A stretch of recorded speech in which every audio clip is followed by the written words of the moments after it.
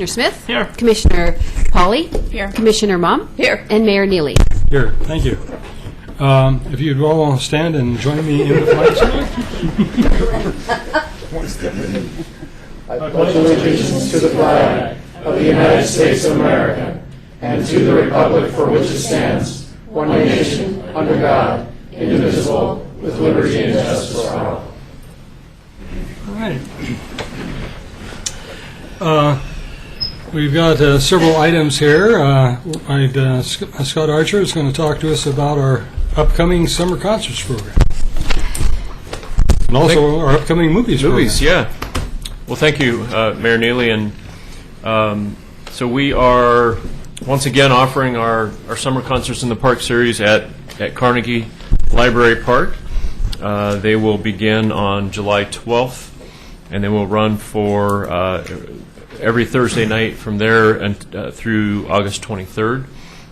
The concerts begin at 6:30, though we have a food vendor each night that begins about an hour before that. So if folks want to come out and purchase dinner. We've got a wide range of music, from symphony music to blues to rock and roll and all kinds of different things in between. And our finale group this year will be Johnny Limbo and the Lugnuts. So they're pretty renowned around the Portland metro area here. I'm sure a lot of folks know about them. So They're pretty old, too. Hey now. you said that, not me. And then, as you mentioned, Mayor, the movies in the park. Really happy to announce that we're bringing back the movies in the park this year. We started that program last year. We did 2 movies just to kind of do it as a pilot program to see how well it was received, and I think it was very well received. And we have expanded that to 4 Friday nights this year instead of just 2. Those will be, and these are free, just as the concerts are, supported by a lot of our community businesses and different sponsors. The movies will begin on Friday, August 3rd will be the first one, and then we'll go for 4 consecutive Fridays, wrapping up on August 24th. The movies are family-oriented. Harry and the Hendersons will be our first movie, and that is our Mayor's Choice movie because our mayor sponsored the movie, so he got to pick the movie. Oh, nice. So we get and there'll be Puss in Boots the next week, and Transformers, and Hugo will be our finale movie, which is actually going to be sponsored, or is sponsored by our library this year. So thank you, library. They wanted to get involved in that, so we're really so the movies in the park take place at Wesley Lynn Park, and those begin at dusk on those dates, which is typically, we kind of say around 8:30. We encourage people to bring out blankets or lawn chairs and whatever you might be comfortable with, and just enjoy a really, really fun atmosphere. I went to both of the movies we did last year, and it was just a really neat atmosphere. We have a big blow up screen and really nice sound system, so it's just a lot of fun. So, and all of this information is available on our city's website. And it's also in our Trail News magazine, which is available at a variety of places around town and is mailed to everybody in town. So. If I'm not mistaken, Beaver Creek Telephone Cooperative is also sponsoring one of the movies, is it not? They are.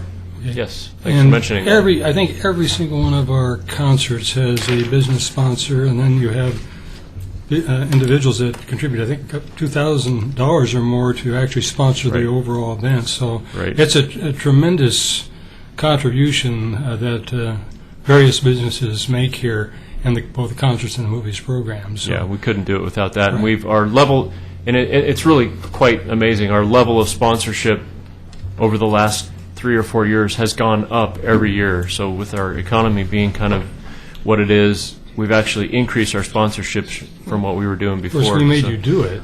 That's right. you twisted our arm, but we went out and a lot of credit to our staff, especially Rochelle Parsh, went out and really knocked on a lot of doors, and people our business community has just been extremely supportive of both of the events. And Rochelle Parsh, who I guess runs our swimming program, also does both the concerts and the movie series. She's a real asset to the city. She is. Well, thank you. Thank you. And now, perhaps one of her last presentations to us as a member of our staff, although we hope to see her in the future. Nancy Krushauer is going to talk to us about her legacy on making the citizens pay more on their utility bills by discussing There's your legacy. He was going to throw you under the bus, wasn't he? Mayor, I have an announcement. all the blame. Yes, he gets all the blame and all the credit. the annual report of the pavement maintenance utility fee. Mayor, I had an announcement, remember? Oh, excuse me, I got to have the game, well, that's under proclamations, I believe, Okay, right? wherever you want it, sir. Well, it makes sense under Okay. proclamations. Yeah. Very good. Well, tonight I'd like to ask John Lewis to give a presentation on the annual pavement maintenance program that we have here in Oregon City. This report tonight will cover the last 2 years, both the 2010 annual program and the 2011 annual program. And as you know, we are getting all geared up for the 2012 annual program. We have contracts that, one contract that has been awarded for our preventive maintenance, and then another contract that is going to be going out to bid shortly for our pavement preservation. So, John, why don't you take it away? Thanks. Thank you, Mayor and Commissioners, for allowing us the time to go through this. I know we're short on time, given the number of items on your agenda tonight, so I'll get through it pretty quickly. First of all, I'd like to acknowledge, thank you for blaming Nancy for that. We'll take all the credit for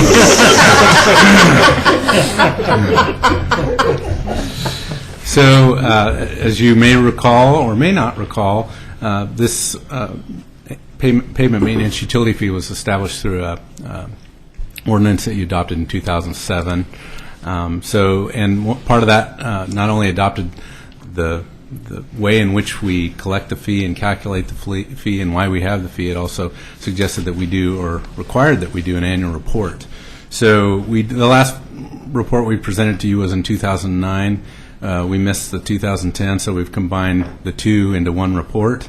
I went and left that report back on my chair back there, but Do you want mine? it's in the. I don't think I may not need it, but yes, you each have one of those in the information that's provided, and it's also on our website. So I'll hit that detail at the end of the presentation. But real quickly, we want to go through status report on the rates and how we're doing with collection of the rates. Pavement condition update, so how our pavements are doing, some of the accomplishments, at least over the 2010 and 11 paving season, and then what our plan is for next year, being actually this year. So rates started out at $4.50 a month, and when we adopted the fee, we also adopted the idea of ramping those rates up over time. The initial analysis suggested we needed something more like $1.5 million a year to stay up, keep our pavement rating about where it was. But I think the City Commission at that time wisely elected to pick a ramped up monthly rate system. So as you can see here, we've got the rates for since 2008, and we're now close to $11 a month, and we've got an estimated fee, and I think we're pretty close to that. There may be a few residents that we're struggling to get that from, but for the most part, we're on track with what we were proposing to collect. Our transportation system inventory, again, miles. This is really about how much roadway we have in the city, and we have some county roads and some private roads and some state roads in the city, which we also track. But that second column there shows what we have, and there was a little. The way in which we were reporting our mileage, we found this year to have a little glitch in it, so there's a little an adjustment that was made in 2011. So I don't think we necessarily tore any roads out. I think it was just how we were calculating Okay. those. Oregon City's pavement condition, PCI, you may have heard that term before. So this is an evaluation. This was done in 2010. And then we also added our 2010 maintenance to our program. So overall, at the bottom of the slide, we've got an average PCI of 60, and I think that's stayed pretty stable since we started the fee. Originally, when we started the fee, I see data that says our PCI was at 68, and I think that had more to do with the subjectivity of the rating than it did with our payment conditions. The inspections that we do are done by one company that we've used throughout for several years, even before we had the payment condition or PIMA fee. But anyway, they've done that, but there's definitely the potential for subjectivity in those evaluations. The good news is we're above 50%, or we're above a score of 50, which would be 50%, and you can see here in the slide kind of how those numbers lay out with regard to percentages, and we've got about probably less than 1% that's failed. Preventative maintenance, again, you may recall preventative maintenance includes things like crack sealing and slurry sealing. Last year we did some chip sealing, and we also did a new treatment called micro sealing. It's really just a heavier slurry seal. Combined, I just grouped all those treatments together in 2010. We did 58 projects, if you will. I say streets. Some of the streets we didn't do the whole street. Other streets we did do the whole street. But essentially we did close to 7 miles in 2010, and you can see the cost there. And for 2011 we did less preventative maintenance, and but yet at the same time we pretty much took care of the streets that we had proposed to take care of when we enacted the fee. So a lot of the preventative maintenance that we proposed to do, we completed in 2011. So we've got a whole new list now, which I'll show you. So, John, can I just ask, what was the less? Why did we do less in 2011? Well, part of it was because our payment management system suggested we do less. The other part was we were projected to spend a little bit more in capital. We didn't end up doing that. We're actually carrying over a nice beginning fund balance for our next year. So we didn't. What we didn't spend has not been lost, and I think when you see our 2012 program, you'll see we're going to do our best to spend a good chunk of money, and we've got a nice project list. So Great, thank you. we also did some in-house pavement maintenance throughout both summers. Again, there's some details there.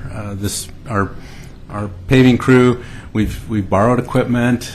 Some of the equipment that we used Gresham's milling machine and Portland's rolling machine. And we've used a lot of seasonal help to kind of help us do our paving program, which has been really helpful. Our crack seal crew, we got to get out and put the put the crack sealer in all those cracks before we go in there with the preventative maintenance treatment. So they're a very busy crew, and they're able to do the smaller scale projects, the things that they can do in between, filling potholes, if you will, and putting up signs, those kind of things. So busy group. But there's some information about some of the major things that they did in terms of accomplishments. The contracted street reconstruction. These are the projects where we actually hire a contractor to do the work. So in 2010, you might remember we did Myers Road and a portion of Leland Road, and those are the two streets that are listed there. It was about a mile of roadway, and that project stalled for a couple of different reasons, mostly utility work, but you may remember that. In 2011, we were able to finish up that work and complete several other streets, so we spent a few more dollars on pavement maintenance. The other thing that we did in 2010, we did the survey that I just showed you the data from with Capital Assets, Inc. They're the company that's been doing it for several years. And then in 2011, we completed our 5-year pavement maintenance plan, which is a supplement to what we did when we originally adopted the plan. We had a kind of a 3 to 5 year plan then, and we took a really hard look at it in 2011, trying to balance the utility system needs with the pavement needs, trying to make sure that we're not going to be building projects where we know we've got water lines or sewer lines that need work. And this 5-year pavement maintenance plan is also online and available for anybody to review. There's a kind of a long web address to it, but if you go to the city's website and you go to the Public Works page, there's a pretty clear direction on how to get to any information you have about our pavement maintenance utility fee. It's a pretty robust page on our website. So these maps are skewed just a little bit because I wanted to get them as big as I could, but this is the preventative maintenance work that we're proposing for 2012, and we've already received bids and signed contracts for mostly the work in red.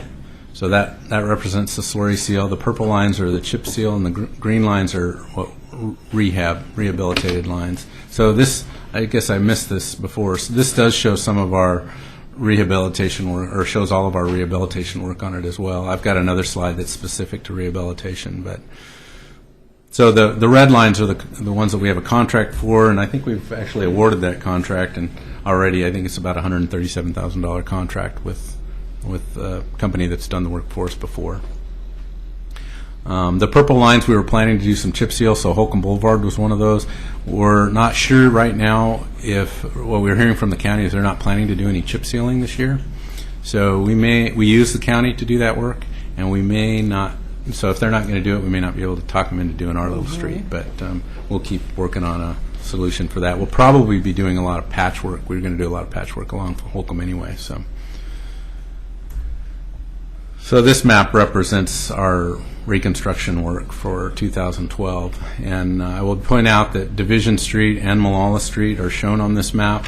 They're projects that we think of as special projects because they're really projects that could be slated as a boulevard project, but we don't have that kind of funding. So what we're planning to do here is thin mill and overlay and keep those roads from deteriorating any further, recognizing that those are not really long-term fixes, but we still have allocated some of that funding that we've collected to those two streets.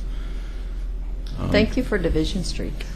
Yeah, Division Street is by far one of our worst. And Malala, if you look at it closely, is pretty worn as well. And so I think, taking a preventative approach to that and getting on it a little early is a better approach. Right. So that's all I have. Any questions? Well, I know I was on the TAC when we started this pavement maintenance fee discussion, so it's very exciting to see this end result. So I'm very excited about that. Yeah, we get a lot of good comments about it. Even though you're right, we're asking a lot of our customers to pay that street utility fee, and we guard that money carefully so that we're not wasting it. Yes. Thank you very much. I Of course, appreciate it. I've got one, the rehabilitation effort. And of course this is a previous year, but just so we know the kind of work that represents, is that the kind of project that we saw in Leland a couple of years ago and actually probably continued a little longer than that, or was that something else? Leland was mostly milling and paving. There was a lot of that road section that was spot repaired where they went in and did some of those. And then, of course, we had all the utility work. Yeah. But for the most part, these are spot repairs or taking off a couple inches of asphalt and adding back 2 or 3 inches. There's a couple of streets that are just plain overlays. We're just going to overlay the streets. Okay. Any other questions? Thank you. Thank you. Thank you. With that, we'll go on to I have some proclamations here, one which is on the agenda. A couple are walk-ons, and it gives me a great pleasure to read one of these and also a sense of sadness.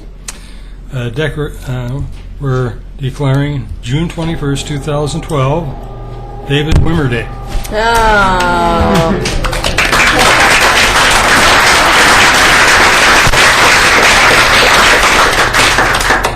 Whereas in February 1994, David Wimmer was hired as finance director at the City of Oregon City, a Charlie Leeson recruit.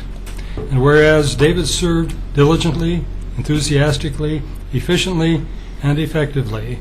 And whereas, although he speaks with a foreign tongue, numbers, he has brought the city through financially challenging times and made his indelible mark in stabilizing our budget. And whereas he has contributed professionally among people in our own community through the Chamber of Commerce, the Rotary Club, and many other volunteer endeavors. And whereas even though David's outstanding civic activities take up an enormous amount of his time, he remains devoted to his family. And whereas David is leaving Oregon City financially stable, that is, Oregon City's financially stable. I don't know about David. Economically more robust and with a balanced budget. And whereas his intelligence, historical knowledge, wit, and wisdom will be missed, as well as his entertaining stories. And whereas Oregon City is better and more livable community because David served as our finance director. And whereas the leadership of our great city will miss the active participation of David in the day-to-day affairs of the city and the region. Now, therefore, I, Doug Neely, Mayor of Oregon City, city staff, citizens of Oregon City, offer our best wishes for a long and happy and productive retirement to David Wimmer, and do proclaim June 21st, 2012 as David Wimmer Day, and urge all citizens and staff to express their appreciation for many positive contributions David has made to the city of Oregon City. But wine, dine, and lavish attention are also appreciated. And as witness thereof, I've signed this on the 20th day, the day before our recognition of June 12th. Thank you. I'll give this to you, David.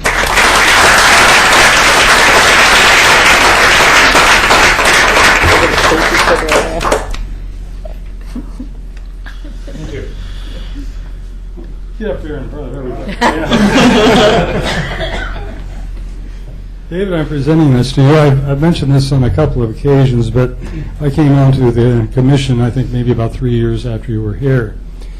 And all through, I think, 2 or 3 administrations of the city, well, not administrations, but councils of the city, you were indicating that we were in trouble. And every year, we were getting in more and more trouble. To the point that at one point, I think our bond rating actually dropped. And he was giving these warnings all along. We were able, when probably more than anything, when our city manager Patterson came aboard and had to make some very tough decisions, closing one of the urban renewal districts and retiring some people, we were able to get up, and then we were very fortunate. We had a library district measure pass, and when we also had the annexation to Fire District 1 occurred, that's put us in pretty good shape. But it's been, I think, your honesty in expressing the concerns you had about the budget, I think, that triggered a lot of the decisions that we made. I'm very, very appreciative of that effort and your honesty in that process. Thank you. Do you have anything you want to say? Well, thank you all for the support I've had, and it's been a great run, and it's time to leave, actually. It's a good time to leave when we're sort of at the top of our game. So. Very good. Thank you, David. David, I'm going to make a request of you. The request is that you leave your shoes behind, because we have somebody who's supposed to try to fill them. And so I'm going to let David Frazier speak to that. Thank you, Mayor.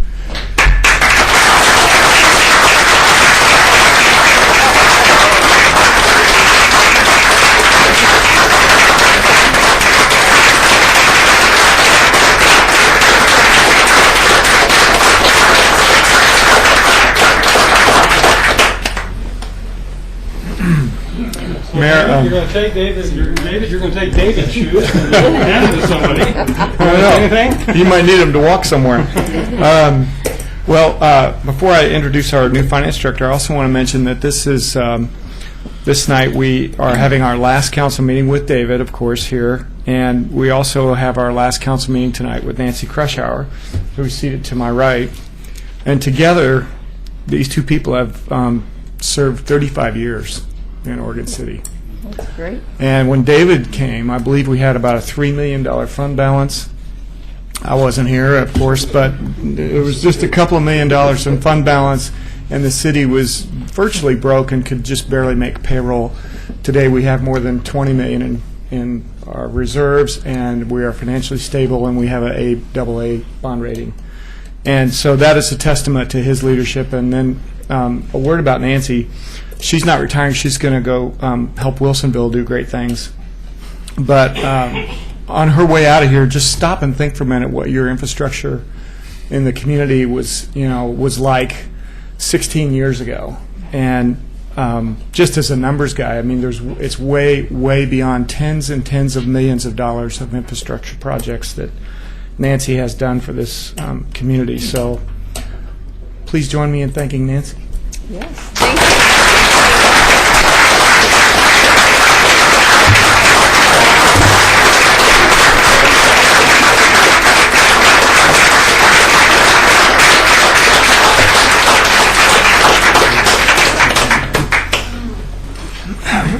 One of the benefits of being on the council longer than anybody present here now have been, I think Nancy came on a year before I came on to the commission, and things began to start happening very, very rapidly at that point.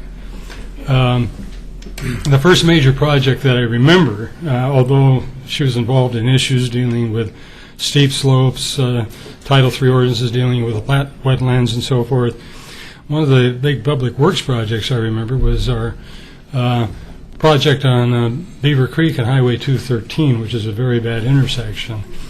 And she learned the ropes very quickly in terms of making applications for federal monies and putting things together through the what we called MTIP. I don't know if we call it that anymore, but it's federal funds that come through the Metro Regional Government. Was able to secure $3 million, as I recall, from that project. Was it urban renewal money partially responsible for that project? So the city's urban renewal portion, I think, was $2.5 million, and the county contributed $500,000 to deal with that project. And the intersection, to my surprise, is still working pretty well after all those years. I had my doubts, but they kind of have these computerized readouts of how cars are approaching, and the signals operate accordingly, I believe. But and if I'm wrong, you may tell me. But it's been project after project after project that has occurred. One of the ones that we were disappointed in was we were looking for Oregon Department of Transportation funding for the promenade. And we were able to get a couple of pieces, but we made a major application to fill it, to finish it, and that didn't happen that time around. But they used her proposal as a suggestion to others of the kind of proposal to write. So she felt really good, and so we submitted that proposal, and they didn't fund it again. But I was almost going to say fortunate. It's not fortunate, but Simios monies were made available. We were able to do that project too. But she's been extremely imaginative in finding funding sources and putting things together in ways that almost guarantee that we are going to get support for those projects. And I just want to thank you so much for your service. I hate to ever give a rating, but I would have to say you're my favorite city staff person. You've done a great job, and I really appreciate it. I've got a proclamation that is not directed to Nancy, but does anybody want to make some comments first? Well, I could say from starting involved with the city on the TAC committee, Nancy has been just a wonderful asset to everything that we have done and all the great discussions we've had about whether to fund things or not. Nancy, I want to thank you so much for what you've taught me. It's an absolute pleasure working with you. Thanks, Larry. Yeah, all right. Go ahead. And I will say that we are talking a lot about infrastructure, but that's not all we're losing. With Nancy going away, we're losing a strong advocate for the arts, strong advocate for citizen involvement, and so many other aspects that I can think about tourism and bicycle. I mean, there's a lot of stuff. There's a lot of stuff there. So I think we're, even with the accomplishments that we talk about, we're losing even more than that. Mm-hmm. Thank you for Thank you. everything. I think I was the second person that she told that she was leaving, and it wasn't easy for her. It wasn't easy for me. She was in tears, and I had a few myself. But I told her, I mean, she made great contributions, and I told her that she's having it's not a case of burnout in Oregon City. She likes to take on harder projects all the time, and she's taking a program with greater responsibilities. And I said, if you feel this is a greater opportunity to grow, I think that's great. But you always want to find something or somebody to blame. And I have here a proclamation. Whereas Brian Cosgrove was hired by the City of Oregon City as a project coordinator on February 17, 1995, and during that time was responsible for building the Trail to Nowhere at Clackamas Park. And whereas Brian Cosgrove was appointed to the position of temporary city, actually I wrote this wrong, temporary assistant city manager. Oh, no, that was temporary city manager on July 25th, 1999. That was temporary assistant city manager by interim city manager. This interim city manager who held a permanent position in Clackamas County City located on the west side of the Willamette River. And whereas Brian Cosgrove was promoted to the position of assistant city manager on a permanent basis on December 29th, 1999, by a city manager who was hired from a city in California and who later resigned to Oregon City manager to take on a different position in the city of California. And whereas during the period when Brian Cosgrove served as assistant city manager to the City of Oregon City, he, using his skills as a former softball pitcher, dunked an esteemed Oregon City commissioner 3 times at a dunk tank at a fundraiser for Clackamas Community College Foundation, and consequently caused irreparable psychological damage to that commission. And whereas in February 2004, Brian Cosgrove resigned his position at Oregon City Assistant City Manager to take a position in the city located in the same county as Salem, the purported capital of the state of Oregon, when it is known to all Oregon citizens, residents of good character, that Oregon City should have been remained at the Oregon City the city capital should have it should be the state capital should have remained at its original site, Oregon City. And whereas the position of assistant city manager was eliminated when Brian Cosgrove resigned, and whereas Brian Cosgrove earlier this year took a position of city manager in Wilsonville, another Clackamas County city located on the west side of the Willamette River, and whereas in this position, Brian Cosgrove, through malicious actions and skullduggery, enticed seasoned and highly competent city managers from 2 Clackamas cities from the east side of the Willamette River to work for the city of Wilsonville on the west side of the Willamette River. And whereas Clackamas County originally extended from the Pudding River to the south to the Russian territory in the north, and from the Willamette River to the west to the Continental Divide to the east, rendering any cities in Clackamas County located on the west side of the Willamette River as interlopers, I therefore, Doug Neely, Mayor of Oregon City, do proclaim July 12th as Shun Brian Cosgrove Month, and urge the current and former city staff and Oregon City Commission members to, during this month, bullet 1, not interact with Brian Cosgrove unless it's absolutely necessary to do so for the well-being of Oregon City.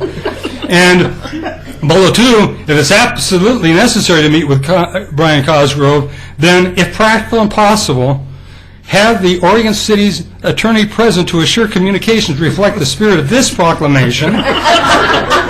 And bullet 3, if there is a chance encounter with Brian Cosgrove, avoid eye contact, and if this is not possible, make sure that all facial expressions and body language reflect disdain.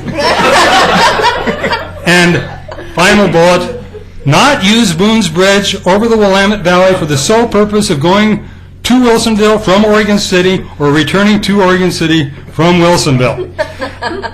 In words thereof, I hereto set forward my hand this 21st day of 2012. That's the person that's responsible for Nancy Krushar and Rita. You're going to have to give this to Brian. Well, I just discovered I have to actually make some corrections to this proclamation. I'll get to it. So I still have those 2 introductions. How's that? I still have those 2 introductions. Oh, okay. So you good? Are you? Yeah. Are you all set? Okay. I love it. So I don't know how I'm going to follow that, actually. But I wanted to introduce the two folks that are going to attempt to fill, well, they are going to fill, and they're going to do their best to replace both David and Nancy. And tonight, our first council meeting, we have Wyatt Parno, who's right here. Wyatt is our new finance director, so please join me in welcoming Wyatt.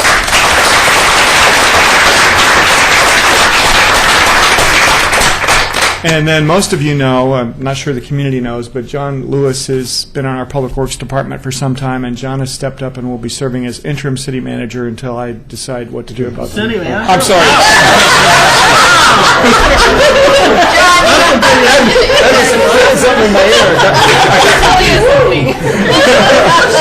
Sorry about the promotion there. He will be interim Public Works Director for the foreseeable future, for the next 6 months.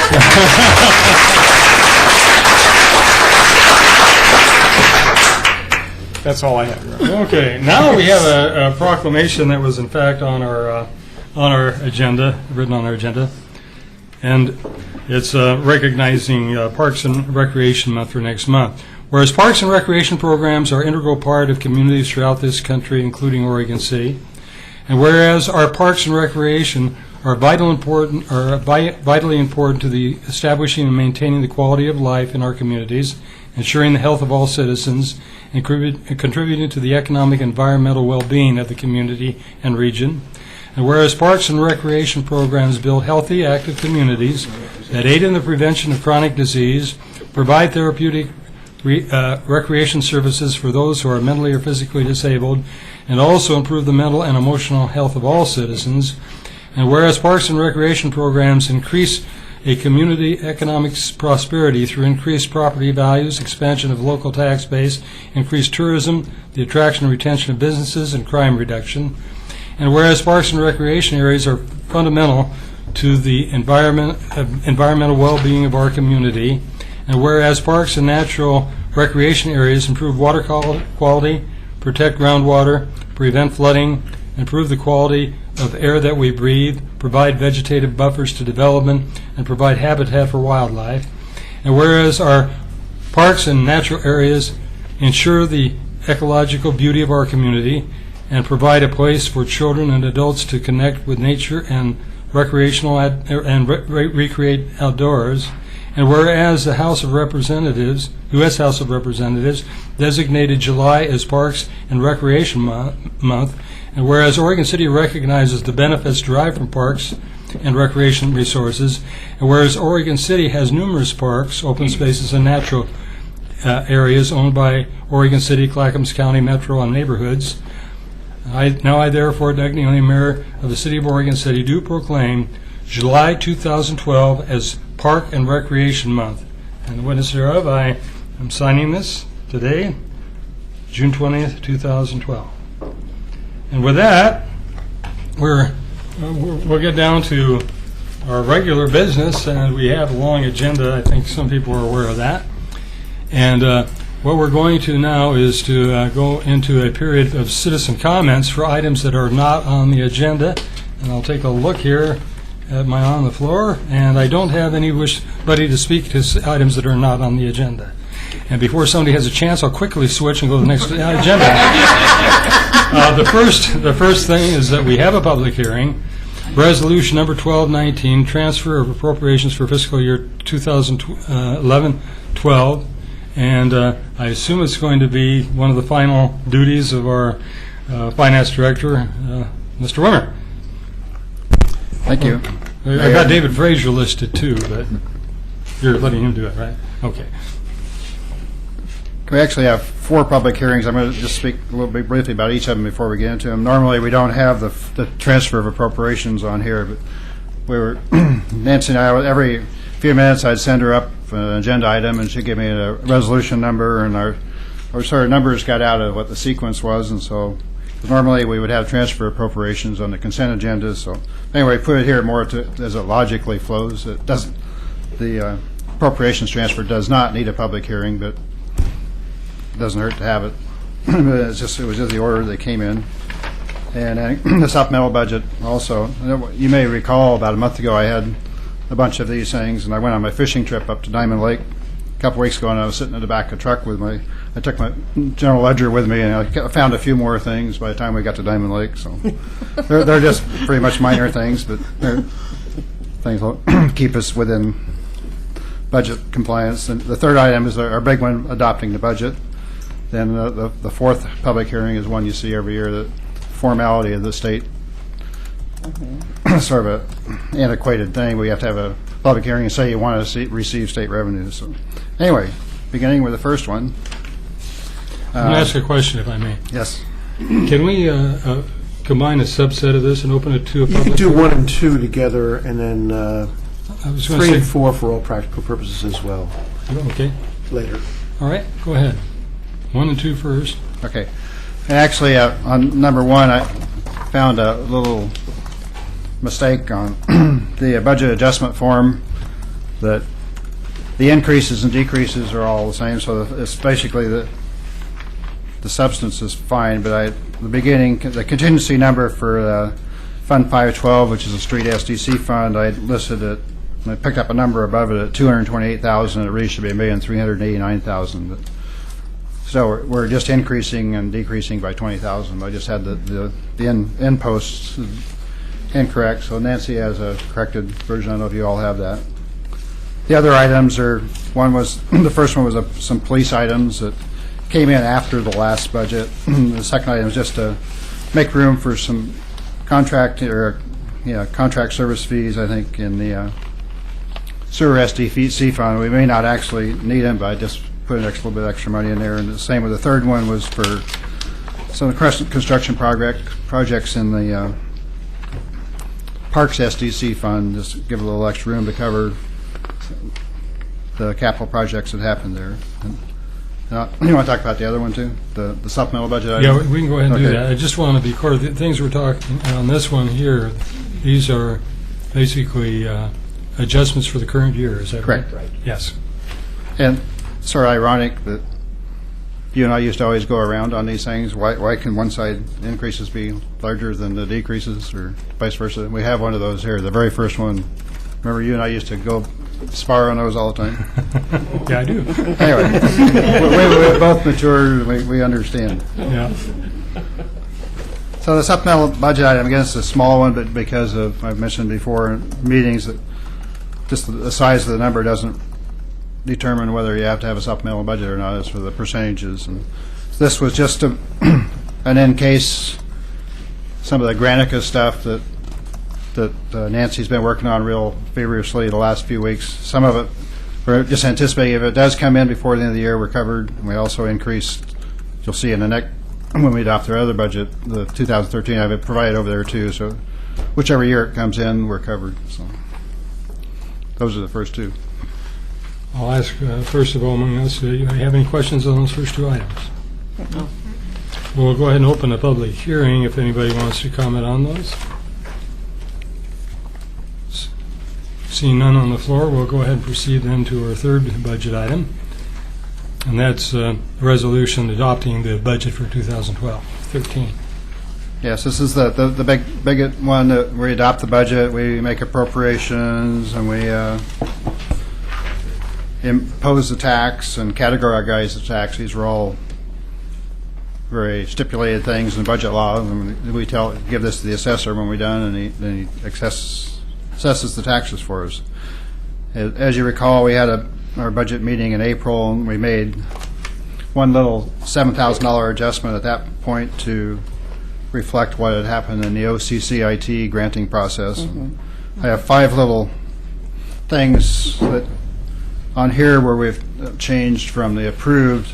The first two have to do with the Metro Enhancement meeting. One of the things was the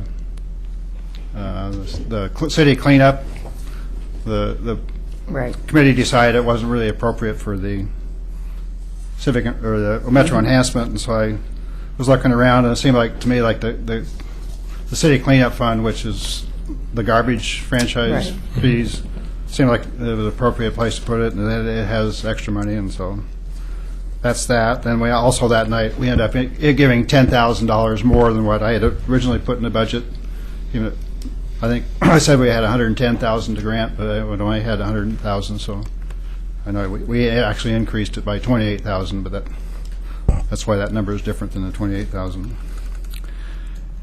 The third item is just a little carryover thing for the community development for a couple small rehab grants.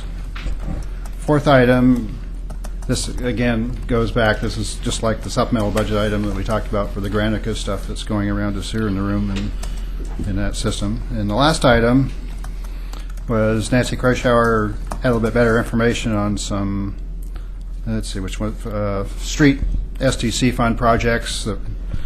So we increased some capital outlay by 51,000 and reduced contingency by that same amount. So those are the changes. There are nothing substantial changes from the budget, the approved budget. Let me comment. A lot of people know here, but we do have a budget committee that goes through this document and approves the amount, the tax rate, and the debt, I guess, are the three things that we approve at that level. I think the things that you were mentioning just now, David, the things that you were mentioning just now are some alterations that have made since the budget committee has had its meeting. Is that right?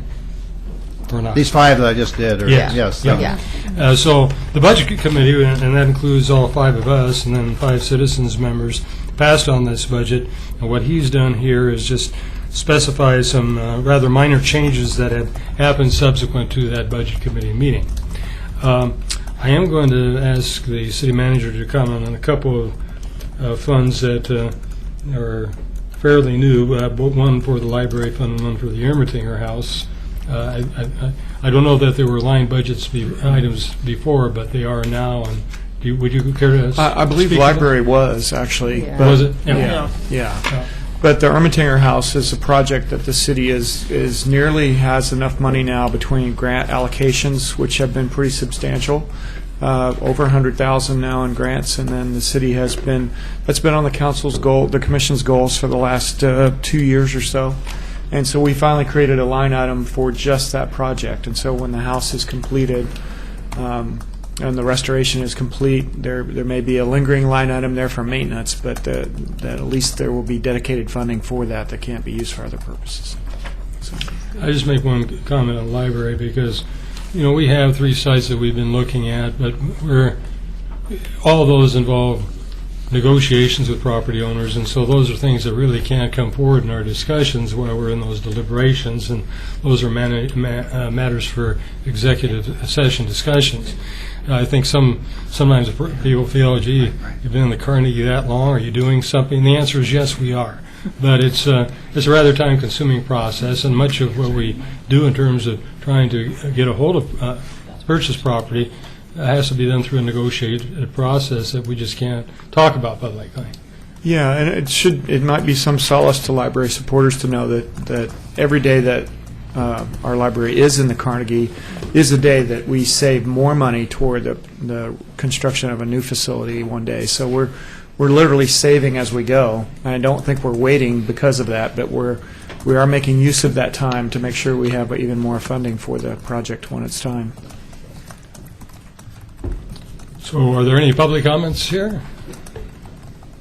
Hearing none, do I hear a motion? Do you want to do the one last other one? item? Yeah, Well, yeah, we can do that together, too. Sure, let's go ahead and do that one as well. Yeah. Are you, oh, I'm sorry, Marcia. Yeah, go ahead. Okay, the last one has to do with us. We need to tell the state that we've done certain things. Like in May, we told them we wanted to receive state revenue, and we verified that we eligible because we provided a half dozen different services. And so this thing is another step to that, where we said we talked about it in the budget, and we talked about it tonight, and we're ready to receive cigarette, liquor, gas tax, and revenue sharing money. Do these two require separate votes? no. Okay. So, Do it in one motion if you want. so anybody want to Nancy? discuss that item? Nancy looks She's like kind of she wants to. cringing over there. Our attorney said it was okay. Yes, it is, but we can do them really fast individually. Yeah, let's do them fast individually. So we'll go ahead and do the motion on Okay. adopting the budget. For 6A first, Resolution 1219. Oh, that's right, excuse me. Do I hear a motion to You got to approve? go to your electronic screen. Oh, Start voting. Yes. oh, Who, do I have, Kathy Roth has made the motion and seconded. Already. oh, look at that. Carol Polly, and I'm slowing things down just by voting last, probably. And Commissioner Roth. There we go. And it's a unanimous on that particular agenda item. The next agenda item then was for the, I'll get it. B, resolution adopting supplemental budget for fiscal year 2011-12. Do I, and I better run here, and Carol Pauley moves, and Kathy Ross seconds, and it's a unanimous vote, and I'm the last one to vote in all of these. And then we go to our next item, which is the actual budget itself, adopting the budget, making appropriations, imposing taxes. Do I hear a motion on that? Kathy Roth.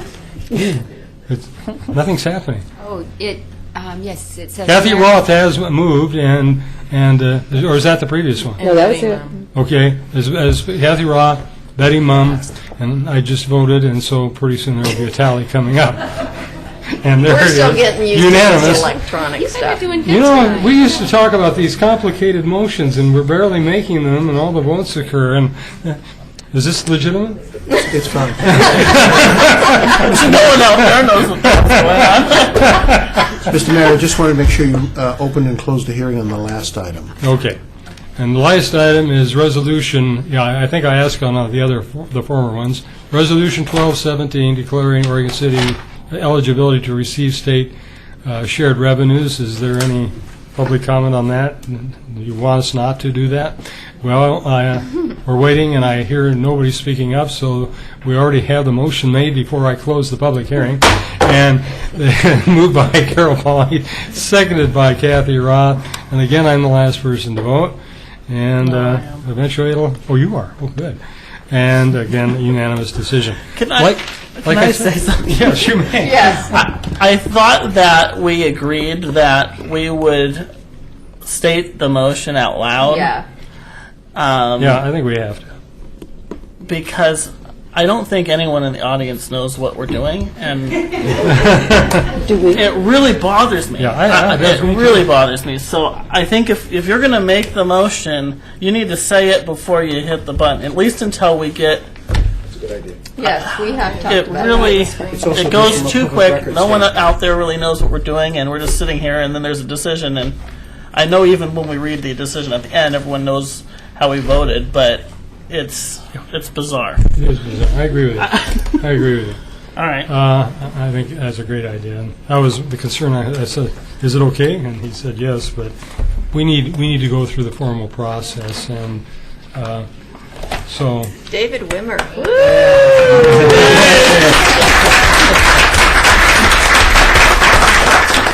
I know for a fact his job is not done because he has to go with me to talk about a future possible revenue source. So he's still on the job. I'm going to make one more comment about David, and it goes for Nancy Krashauer and several of the other members of the senior staff. Frequently, I write my emails on the weekends because I've got some time to do that. So often, I get the replies within 10 or 15 minutes on the weekend from these staff members. They're just a tremendous, dedicated group of staff. And I wanted to also comment on Nancy Krashauer's leaving, although we're going to miss her. She has pulled together this excellent staff in Public Works, and it will function well. We'll be doing a search, I believe, a formal search for a Public Works director. But I don't have much in the way of concerns about anything going wrong in the Public Works Department, because over these 16 years almost that she's been with us, that she's pulled together a top-notch group of people. John and Alita and several other people. That it's just a tremendous group of people. And with that, I was sort of happy that went fast, because what we have coming up next, there are many, many items that we have to deal with here. And so this goes into our general business contract for planning services with Kogan Owens Cogan for the South End Concept Plan. Before we start this, I'm going to ask something, because I think when we did had the consultants come in on the Carnegie on the Carnegie Center, I think it was just Owens Cogan, or Cogan and Owens, just two of them, I believe, instead of the three. Am I right on that? I don't think The library it's been director? Kogan Owens Cogan for a while. It was Kogan Shark Kogan before that. Okay. So was there two names on or three, or do you remember, Mo? Right? Yeah, that was for the library. Okay. It was Kogan Owens It's Cogan and Owens? when they did that. And they did that, okay. It was the three. It was So- the three. So now we have two Cogans, okay. Go? Yes, Okay, good to thank go. you. Thank you, evening, Mayor and Commissioners. The request tonight is to, requesting the City Commission approve the proposed contract with Kogan Owens Cogan and authorize the city manager to sign the personal services agreement to do the concept planning for the South End area that was added to the urban growth boundary, as well as some of the lands that are currently within the UGB out in that area. We sent out an RFP requesting proposals. The identified funding was for this project was $232,500. We received 4 proposals back. Staff, 2 planning commissioners, and a member from the Hazel Grove Westling Farm Neighborhood Association participated in that interview process. It included a evaluation of the written proposals, an evaluation of the interview, and then also a hierarchical ranking of those interviews as we went through that process. Working with that group, I reviewed the information. I was also part of that interview process. Kogan Owens Cogan came in at $232,496 within the budget that was in the RFP, and they met the and could provide the services that we felt were appropriate for the concept plan in this area. This personal service agreement and contract has been reviewed by myself as well as the city attorney, and we are recommending that you approve this this request. I'd be happy to answer any questions you may have. I would, just for the audience's purpose, you might tell that what the process is, this process is in terms of bringing land in, what we have to do, what essentially the Metro Regional Government requires of us to do. In 2002, we expanded the urban growth boundary in 3 areas around the city. One of those areas was in the South End neighborhood South End area of the city. Before these lands can be urbanized and brought into the city, we need to go through what is called a concept planning process to identify the general uses and the recommended comprehensive plan, infrastructure plan, system development charges, looking at all the infrastructure and what it will take to urbanize this land. Through a concept planning process, there's community involvement and outreach to come up with the general land uses for the area to try and make sure that we meet the character and desires of the community. The concept planning process will include a technical advisory committee and a stakeholder advisory committee that goes through. There'll be several open houses, there'll be workshops, there'll be web-based interaction, a phone survey potentially, to try and make sure that we capture what the community is envisioning and desires for this area. The concept plan then comes out. It needs to meet statewide planning goals as well as metro requirements for concept plan areas and urbanizing areas. This is not an annexation. This area will not be brought into the city. And the concept plan that comes out of this committee still will need to go through the public hearing process. Will include hearings at the Planning Commission and the City Commission before it is adopted. For the most part, the area we're talking about is off of going south and South End Road, and some of the roads going from it that really take us to almost the bluff and almost all those areas. Is that right? That's correct. Yeah. It's a complicated process, oftentimes frustrating. We had that in Beaver Creek concept plan. We've not finished that process yet, but I think it's going to be more complicated in the future when we're talking about moving into urban reserves. Is that right? I understand the planning has to be done before we come into the urban growth boundary. Well, yeah, that'll be the complication, right? Historically, what you could do is you'd expand the urban growth boundary, then you'd come in and do your concept planning for it. Moving forward, what you're going to see is we've identified urban reserve areas, rural reserve areas. The idea is that the expansion for the next 45 to 50 years is targeted in the urban reserve areas. The rural reserve areas are preserved. But the big difference here is that you will have to invest up front get the concept planning done before you can request expansion of the UGB into those urban reserve areas. You might mention where the money's coming from to do these studies? Certainly. The money is coming from the Metro Construction Excise Tax, so there is a tax collected on a per square foot basis for single-family residential commercial development that occurs. That goes into a fund that's managed by Metro, and it's specifically set aside to be able to do concept plan for these urban growth boundary areas. So it's a way that growth is kind of paying for itself in the process. That's correct, yes. With that, I guess I'd ask if there are any questions. If public comment people want to make a comment on the public side, that's fine too. Seeing none, do I hear a motion?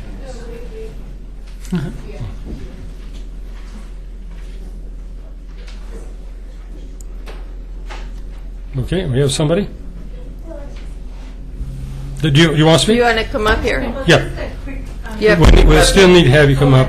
Yeah, we'll need you to I'll need to submit your sign name. it. Yeah, with an answer. But you can go ahead. Just really quick, and I don't understand much about this, and I'm just sitting in, but the rural development you're talking about, and how much of that is public, sorry, for park and green spaces? That's what I'm wondering about. Yeah. Please, would you give your name? Yes. And are you a resident of Oregon City? Unincorporated. So you're not a resident of Oregon City. Okay. So Yeah. You just need your That's name. all. That's all the information we need on the recorder. You need your name. Karen Sorbel. Yeah. Karen Sorbel, Sorbel. Actually, I do have a house in Rose in the South End that I'm renting to my daughter. Does Okay. that make Great. You Great. want too Very much good. information? Oh, no. Yeah, that's fine. It's great. With the concept planning process, we look at parks and open space, wetlands, streams, natural resource protection areas, and we identify those as we go through the process. Obviously, identifying where an existing wetland and a stream are goes into the base information that we collect. Through the community input process, we start to get the community's desires. Where are parks appropriate? Where are trail connections appropriate? We utilize our existing master plans. Where are the connections that we can make to our Parks and Rec trails plan? So we look at all of the major infrastructure investments that you'd see. Water, sewer, transportation, stormwater, parks would be included in that concept planning process. So does that answer your question? A Kind of. little bit. It's touching on it. And so Yeah. I do want more information, but that's It's a little frustrating because it takes a while for us to accumulate the money to buy park land, and then it takes even a longer while to actually bring the money together to start developing it. But we do take that into account. That's one of the wonderful things about Oregon City is we have such green space, and Portland area We do. is the green We do. space. Yeah. And a lot of that went into the discussions of where the urban and rural reserves would occur. Rural reserves being protected for agriculture and forest land, urban reserves and for future development. And then there were also some lands that weren't identified as either that might go into one or another at a much later date. But that's trying to deal with our 50-year land supply. Oregon does a good job in that particular area. It does a very good job. Thank you. Thank you. Thank you. So do I hear a motion? Okay. Basically to award the contract. Whoever makes the motion, yes, state it for the Okay, record. I will move to approve the contract for planning services with Owens Kogan for the South End Concept Plan. And we have then Kathy Roth And I will second. and Rocky B. actually Rocky Smith is now the I will is now the second. second. What's there? And we'll go ahead. We I have, withdrew her. I like no. and here we do our votes. And a unanimous vote. Thank you. Thank you. Thank you. So the next thing on our agenda is, this is 7B, pull it up here on the screen. Extension of closure license for Sophia Court and Glen Oak. We did get, I believe, an email. Is that, has that been distributed with everybody here? Okay, very good.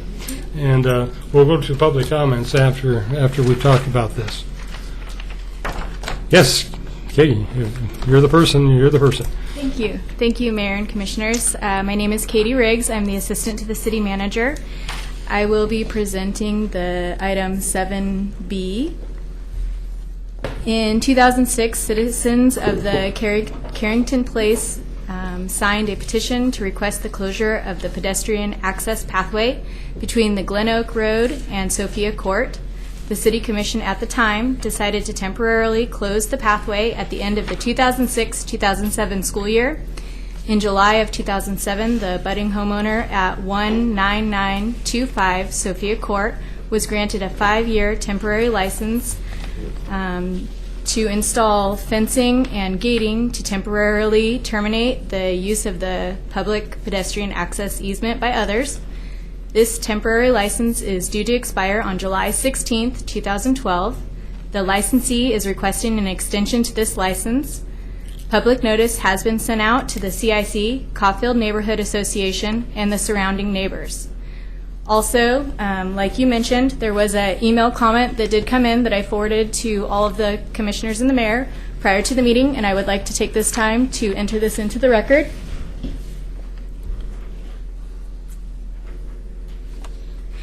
And we are asking that you approve a 5-year extension to this temporary closure license for the public pedestrian pathway between the Sophia Court and Glen Oak Road. Are there any questions for me? Not as we get this passed around where we've all read it, I think, but do we have it? Do you want to just read it, Nancy?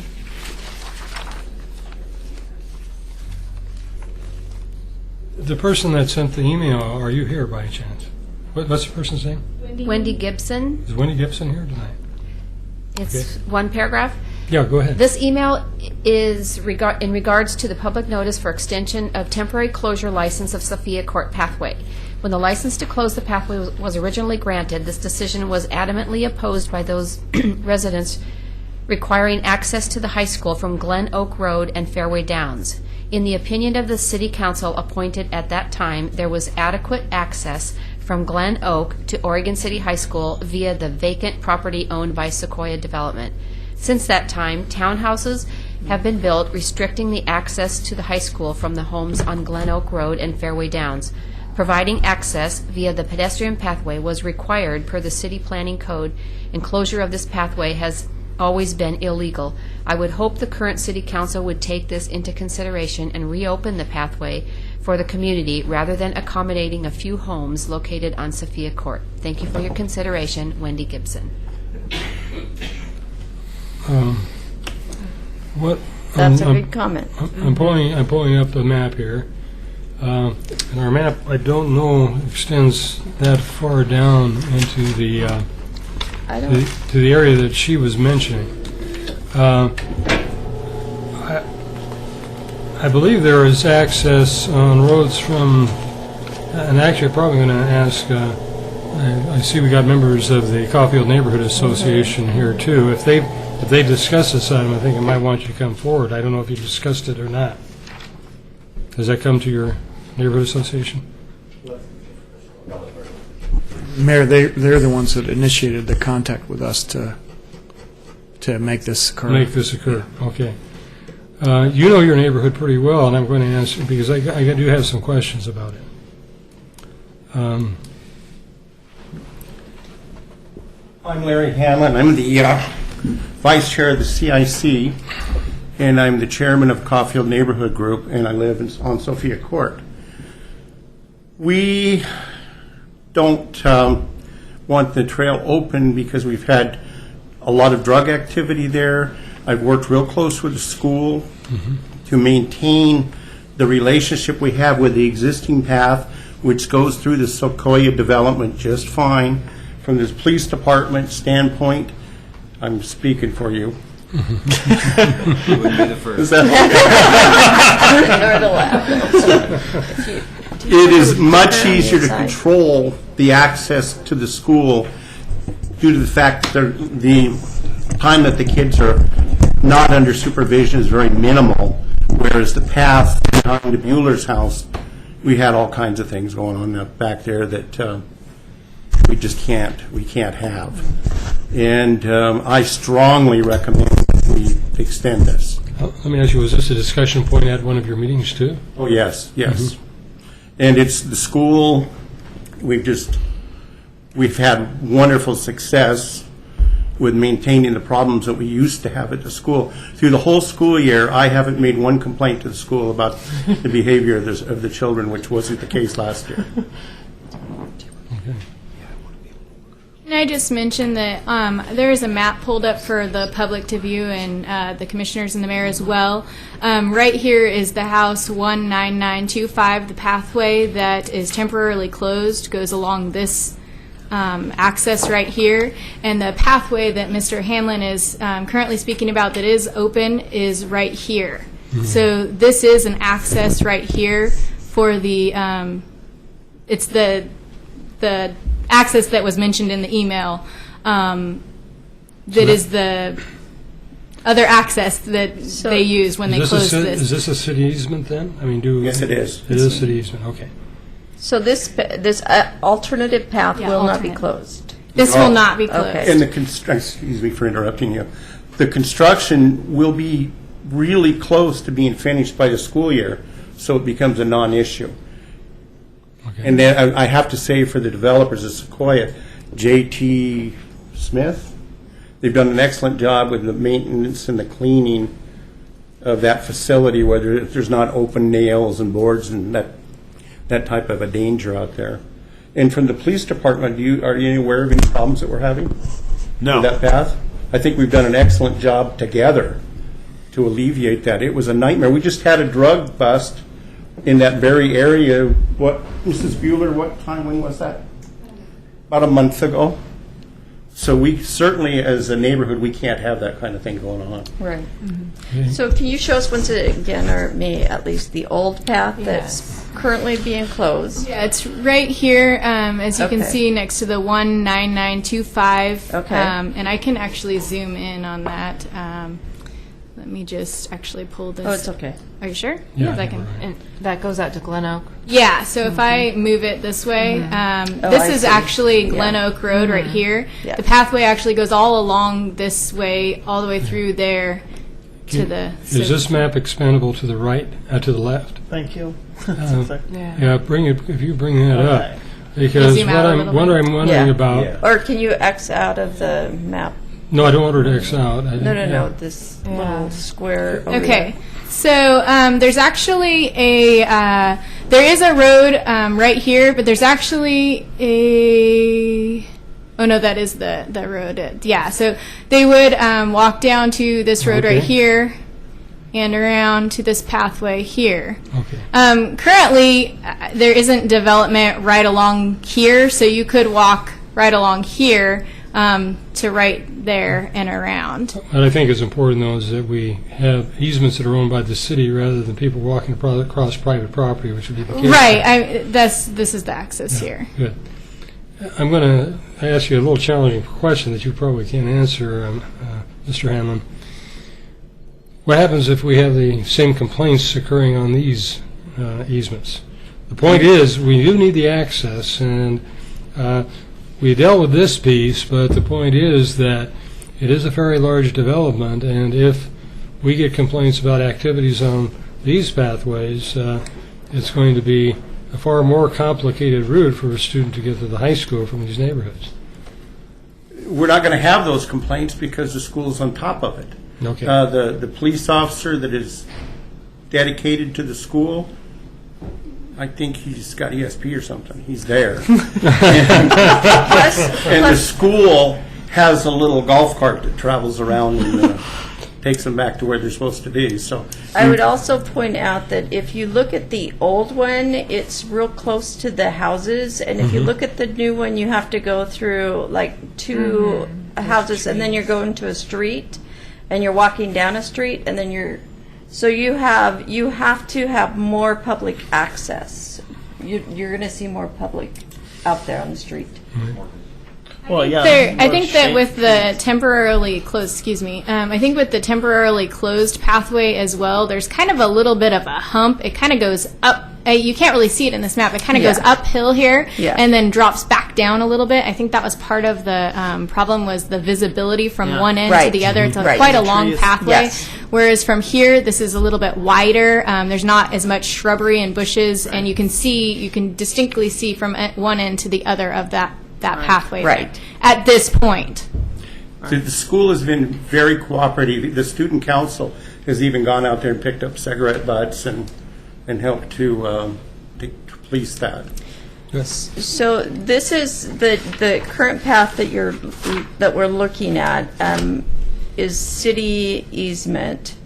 So what happens to if the shrubbery grows, and is there any shrubs there that It will could- be maintained Okay.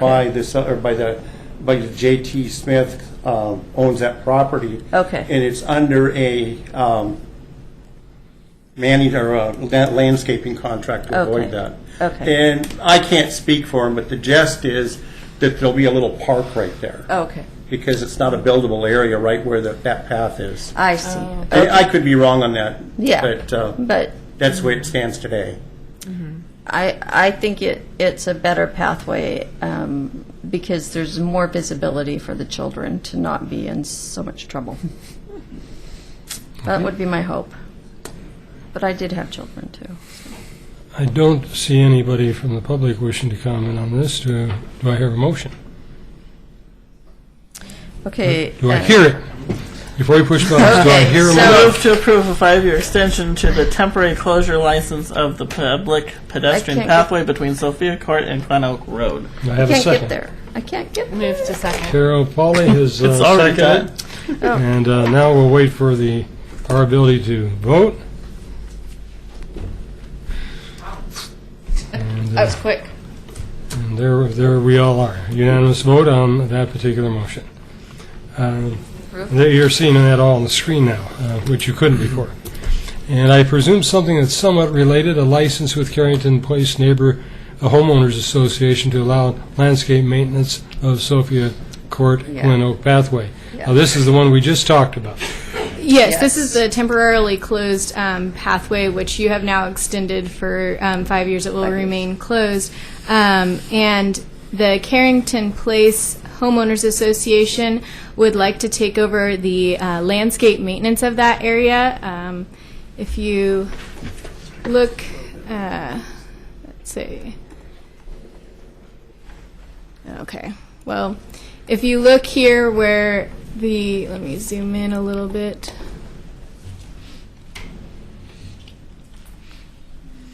And out. From Glen Oak Road up, this is all shrubbery and bushes that have been planted, a couple of trees along here. And then you get into some more bushes and shrubbery. Some of it is being maintained, some of it not being maintained. The homeowners in the area are saying that with it not being maintained, it's kind of bringing down some of the value of their homes. And so they would like to see it be maintained, and the homeowners association is willing to take on that responsibility if you want them to and you grant them to go ahead and start maintaining that. They aren't asking for any additional funding or payment to do so. I guess I pose a legal question. If somebody got injured, it's a city right-of-way, what is the... We've covered it through insurance and those sorts of things. Verified. Right. And does this set any precedent for what we... It's policy. It doesn't necessarily set a precedent. You can take a different position at a different time with another piece of property. Anybody who wants to volunteer to take care of any city properties, give me a call. That's right. That's right. Or We call love Scott. it. We're- All right. Exactly.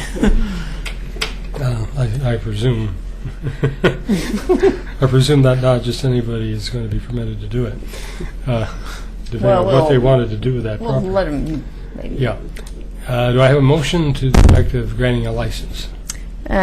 Move to approve granting a license to the homeowner, As you're doing that punch.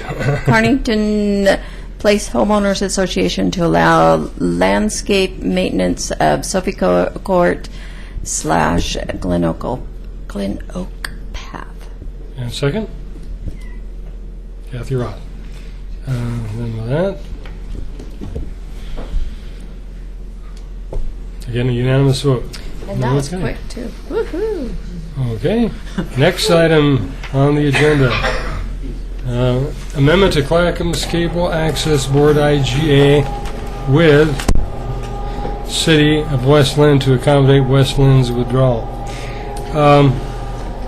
This is I just want to clarify, this is a IGA with the West Lynn. We don't have any specific agreement with the Willamette Falls Media. This is is it? what's required for us to terminate the relationship as it has been with West Lynn. One minor thing that we've done here that's different is when we started trying to unwind this relationship, it's been through lots of iterations and attorneys on both sides of the river and all of that. But we're really interested in trying to help this corporation thrive and succeed and get them off on their own on the best possible footing. So and I'll just give you an example of some of the challenges. One of them is what do we do with all the public records? Years and years of public records. And they have a small staff, so do we. And so Nancy Ida and the city recorder from West Lynn have pitched in to try to help, and Nancy has a handle on this now, so I think we're going to be fine. But that was just one of the wrinkles when you unwind a corporation that's been mutually owned and separately managed for many, many years. So what we're basically, and Ed will walk you through the details, but essentially what we're recommending is that you adopt this tonight, and it allows the corporation to continue to exist for about 90 days, I think, to finish unwinding its business, and then it will be essentially where we are, kind of where I thought we should be all along. A contract is what we have, and we just subscribe to a service, and I think that that'll give them the best chance of succeeding moving forward. So this is not the actual contract with them in terms of the amount that we it's pay. not. This is strictly between This us is and the West wind Lynn up. to wind. This is the and winding down of it. That's what I wanted to clarify. Right. Mr. Mayor, members of the commission, we've been in a contract with West Lynn since 2005. The provisions of the contract allow either party to withdraw with 6 months' notice. West Lynn gave us 6 months' notice in December of last year and looked at the end of the fiscal year as the end of their involvement in this. We have had, as the manager said, a lot of wrinkles with this, what to do with the equipment, what to do with the records, what about the excess cash, and even though this agreement will end on June 30th, there's still a winding up period to deal with, all the details. So what's before you tonight isn't it the winding up process, the disposition of the assets. There was an accountant who did this, and you'll see that material at the very end of your commission report. West Lynn was supposed to deal with this last night. They were supposed to get back to us as to how they dealt with it. I have no reason to believe they did not adopt the agreement, but I haven't been told positively. And this was the agreement that at least the two staffs felt was the best way to deal with this thing. I'm happy to try to respond to any of your questions. Does this put any additional responsibilities on us, since we still seek the services of Clackamas Cable Access? With the 90-day wind-up period, it's pretty much the same way that you're doing things right now. Okay. I notice we have some people from Willamette Falls. Does anybody want to step forward and speak to this at all? Okay. Mayor, one thing I would like to add is that while the winding down process with West Lynn and the Media Center folks has been challenging, Oregon City, as some of you know, put in more capital money, significantly more, in the last few years of this operation. And one of the concessions that Westland made, and I'm grateful to them for this, is that they agreed that a bit more of those resources, at about a 3-to-1 ratio, would be coming to Oregon City to dispose of on behalf of the new corporation than would have been earlier. So we're grateful for the movement that they showed and the compromise that they offered.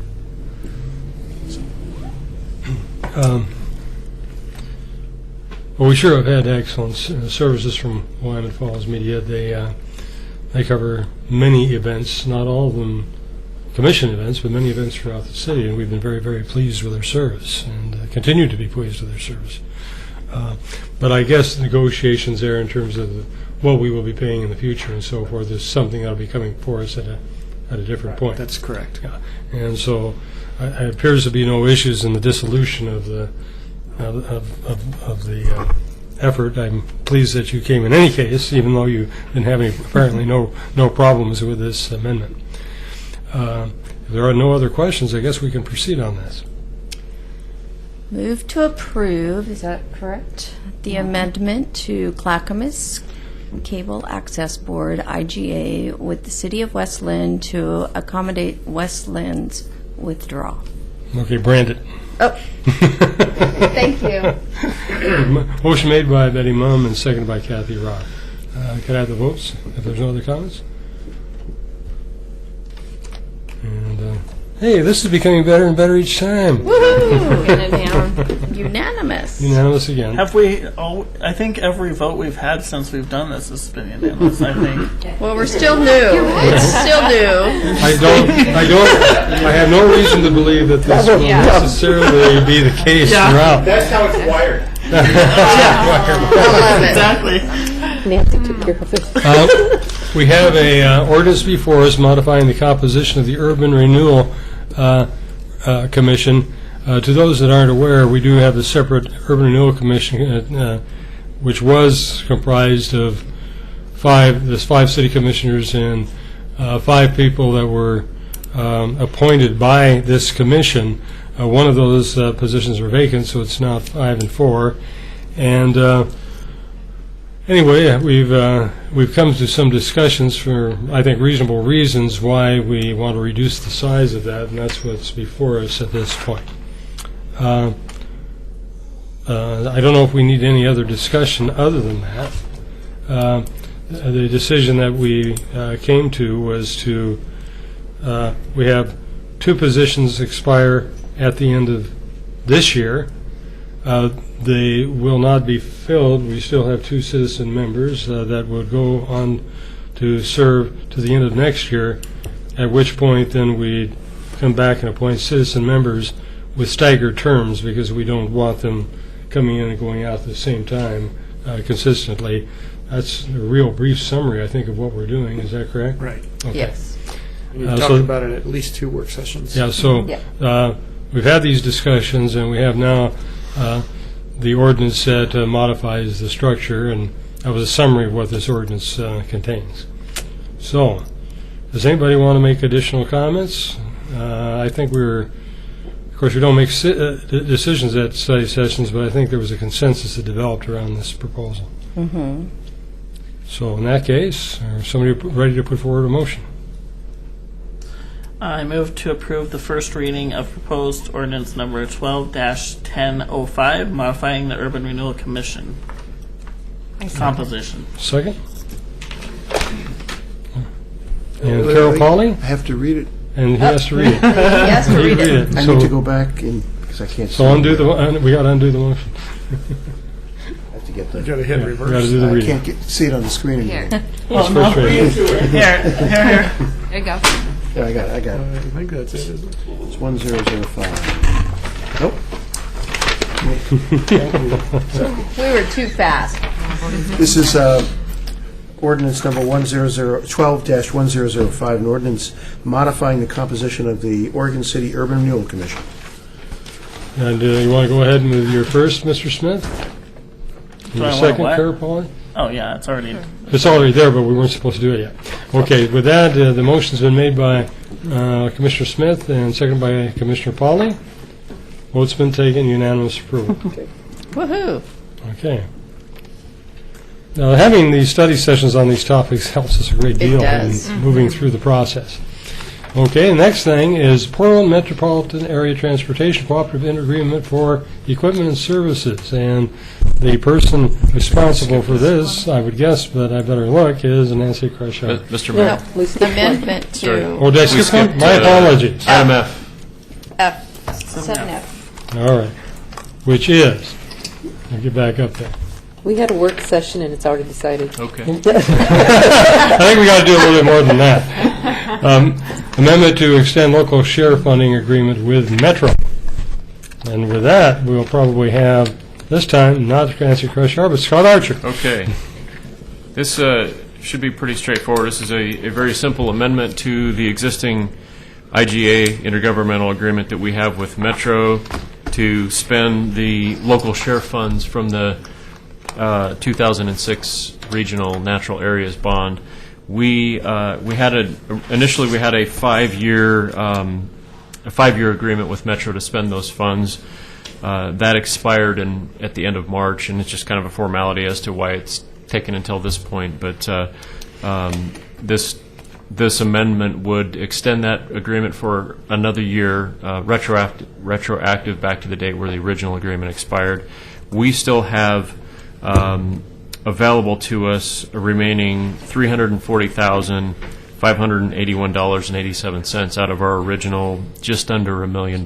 We've made, you may recall, we've made 2 major purchases where these funds have supplemented those purchases with this, or have helped significantly make those purchases for the city. And that is our Glen Oak Road Park property to be a future park site, and a significant parcel in the Kenema area that is probably going to basically remain as a natural space. So we will be discussing, assuming you approve this extension so that we can spend these additional funds, we'll be discussing the how we're going to go forward and spend the remaining funds at an upcoming work session. So I presume there will be work sessions that involve the Parks and Recreation Advisory Committee. we can figure that out. We haven't made it. We haven't I think determined that, but we can certainly do that. I think they need really to be involved in that effort. Yeah, we've been discussing this with the Parks Committee as well, but Yeah. So and also just to let you know, this is a 1-year extension. That's all that Metro would go out, but they've indicated this is kind of just a formality.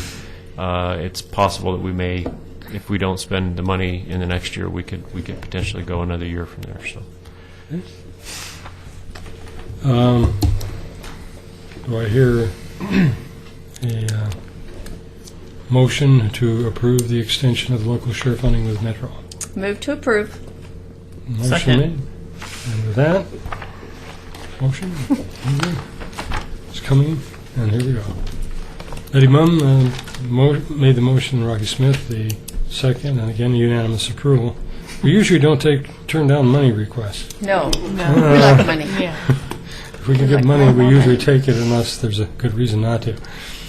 Next, what I was trying to get to was the Portland Metro Area Transportation Impact Cooperative Intergovernmental Agreement for Equipment and Services, and this time I do believe I'm right in saying Nancy Crusher. Yes, and good evening, Mayor and Commissioners. We did go over this agreement with the Commission in your study session last week, and I do know that Commissioner Smith and the Mayor were at a water conference at the time, but I don't think there were too many concerns about it. We originally thought it might go on the consent agenda, and then it ended up on general business, which is fine because it gives me a chance to respond to the Mayor from earlier this evening. In all seriousness, really, I really appreciate getting sent off with some humor because otherwise I probably would have been crying tonight. So I wanted to thank you all for your kind words, and I'm so grateful for the 16 years of opportunities I've had in this community.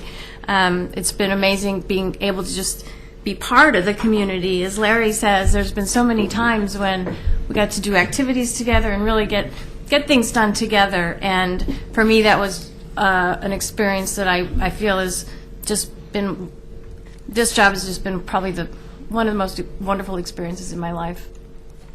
So I look forward to returning, just to visit, just to see friends, and to certainly see what's going on in this awesome town. So thank you again for the kind send-off. Yeah, before you get into business, let me point out it's worse than it sounds, because not only is Wilsonville on the the west side of the Willamette River, part of it is in Washington County. And actually, Nancy Crusher lives in Tualatin. It's the same situation. Most of that's in Washington County, so it's worse than I said. So I'll be looking out for both sides of the river. Thank you very much, because I still have very, very deep roots here. This agreement in front of you is for sharing equipment, and it's something that Public Works has done throughout the years from time to time, but we've often had concerns because there were no formalities about what if something happens to the equipment, or if we lend a piece or if we borrow a piece and then there's some sort of an incident. So this formalizes how it's to be stored, how it's to be maintained, intended use, available resource listings, provides cost accounting for the equipment, and just generally gives us some very good guidance on how we can successfully share equipment throughout the region. I think this is fabulous because not everybody needs to have that certain large excavator, and if we can share them together, then it's really it provides great benefit and is very efficient in terms of spending public dollars as well. I don't think you'll have too many questions about it, but if you do, I'm happy to answer them.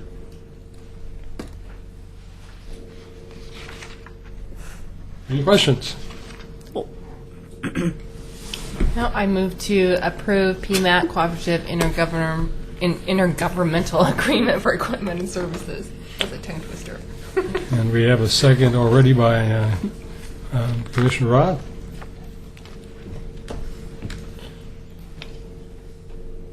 Oh, no.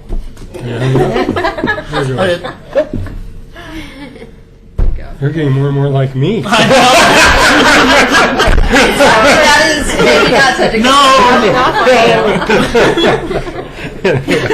could be a problem. Think about that. And now we have a license agreement to allow operation of the end of the Oregon Trail Center. Commissioner Smith and I were not at the study session where this was brought up. I sent out a memo to Commissioner Smith and to Scott Archer, our city manager, to a copy to our city attorney, and also to Dan Fowler.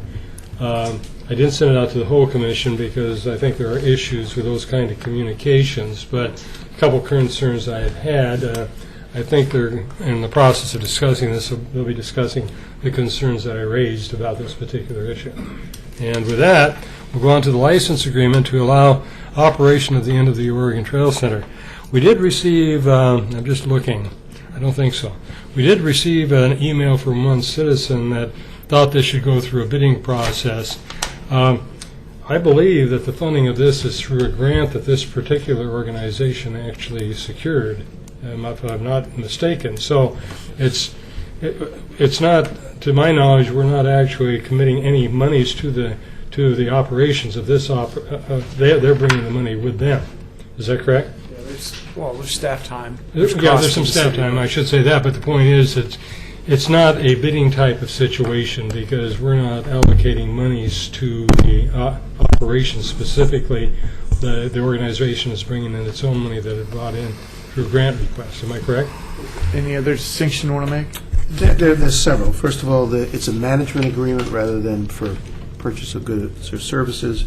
It's a nonprofit that's involved. It's a license agreement rather than anything else. And as a practical matter, there may be just one sole source on this. We got this email at middle of the afternoon today. If there's a question on it, we will look at it. We'll bring it back to you. But it's a 30-day cancelable contract, so I'm not as concerned about it. Okay. Okay, with that... One person. Go ahead. One person to speak. Okay. Bob LaSalle.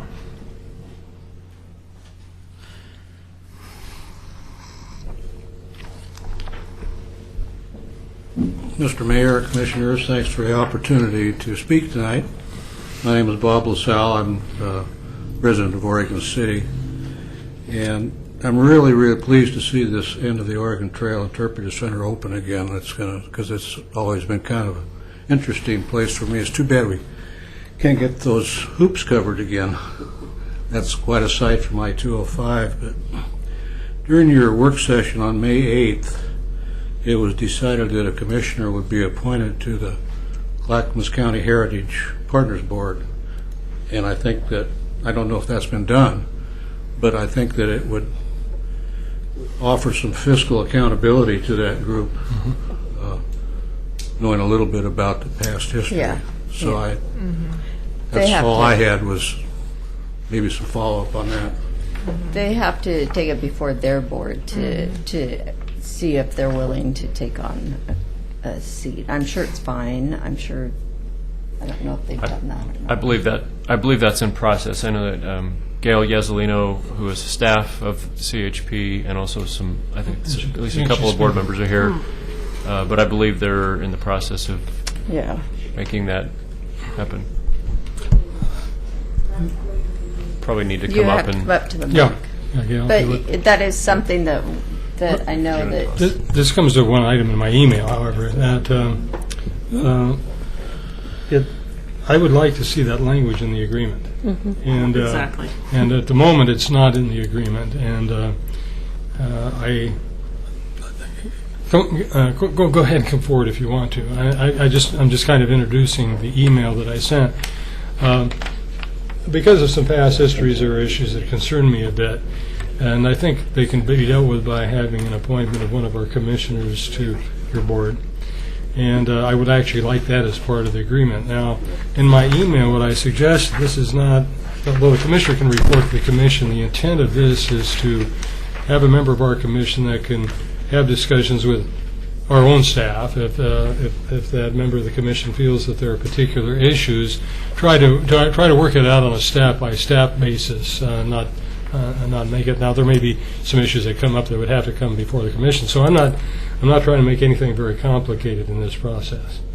I think we had a board meeting, and we were working with the draft. I haven't seen any of the revisions or anything, but we did make a motion to add 3 board positions, one being from the city commissioners. So that, and then the other part, Scott, I'm not sure, like I said, we were working from the draft, and the other thing is that we put in there some quarterly reporting too. Yes. So that we would have some communication, some vehicle for accountability. Right. Yeah, and partnership. So the part about the commission representative being on the Clackamas Heritage Partners Board is not in the agreement, at least not in the version of it that you have. That's something that we were working under the direction of the commission with CHP. It was very clear to me that that's the direction that they were going, and then there'd be some kind of subsequent action that you'd need to take to, I guess, select a member, or however that would, however you Be appointed by the mayor. That's what the charter says. As I said, however that would work. So that's not in the agreement. If I'm you, sure it could be put if you in wish there. it to be, I don't know if you want to Gail, make. your board probably wouldn't have an issue with that, would they? No, we wanted that. Okay. Yeah. Is I that think- right, Frida? Yeah. Frida takes. I can write it up now if you want to just go to the end of the meeting and Sure. That's where I was getting at is what Mr. Sullivan just said is maybe we can make this amendment on kind of on the fly because, as you know, you're not going to have another business or regular meeting until late July, and I think the hope was if you were going to support this that we would try to enact it by or before July 1st. So could we adopt it and then? Well, he's going to work on the language. You'll have it done tonight if you want to do it. Commissioner Smith, I'll ask you, because you weren't part of the work, the study session either. Was there anything else that you saw there that concerned you in the document? A lot. Okay. But I don't know that a lot of it concerns me, but I do have questions still. But I would say the first thing is if that's not specified, if the board position is not specified in this, then I would not recommend approving this until we know that. Yeah, we're going to get that. couple of questions. I think first of all from staff. Right now, our only we don't have an agreement with CHP for the visitor center. It's only, our agreement is only with the county. Is that correct? Right, that's correct. Okay, all right, so that's, and this agreement is, in one place in E, it speaks of EOT Center, and in some regards it speaks of the site. So I'm assuming that this agreement is for the entire site, not just the buildings. Well, the specific purposes that we're talking about mostly are related to the interpretive buildings, but I think the intent of the agreement was to leave it broad enough that we could work through different things. If there were some events that occurred outside the interpretive center buildings, for example, then that would give us the opportunity to be flexible. So yes, what you're saying is correct. It's I think the intent is more the broad, but again, there's clear language in here that this is it's a license agreement, which means that we're giving permission. It's not a management agreement, which under different circumstances in the past had been a lot more authority was given to the organization to basically run the entire site and operations and everything on behalf of the city. So this is quite different, and it gives the city the ability to manage and monitor the activities. And Gail even just spoke a moment ago that the board actually said we would like to, or the staff and the board said we would like to give you a quarterly report in writing and ask that you share that with the commission, and that was something they suggested, just to show that there is, clearly the understanding of how the relationship is going to work. And any renewal of this would then come to the commission. This would not be a staff. Correct. Yes, that is correct. Okay. I highlighted this sentence, or these couple of sentences, which I think is good, but it's very specific, which I think is a good thing. Licensees shall obtain prior written approval from the owner before undertaking any improvements to the site. Any. That's everything.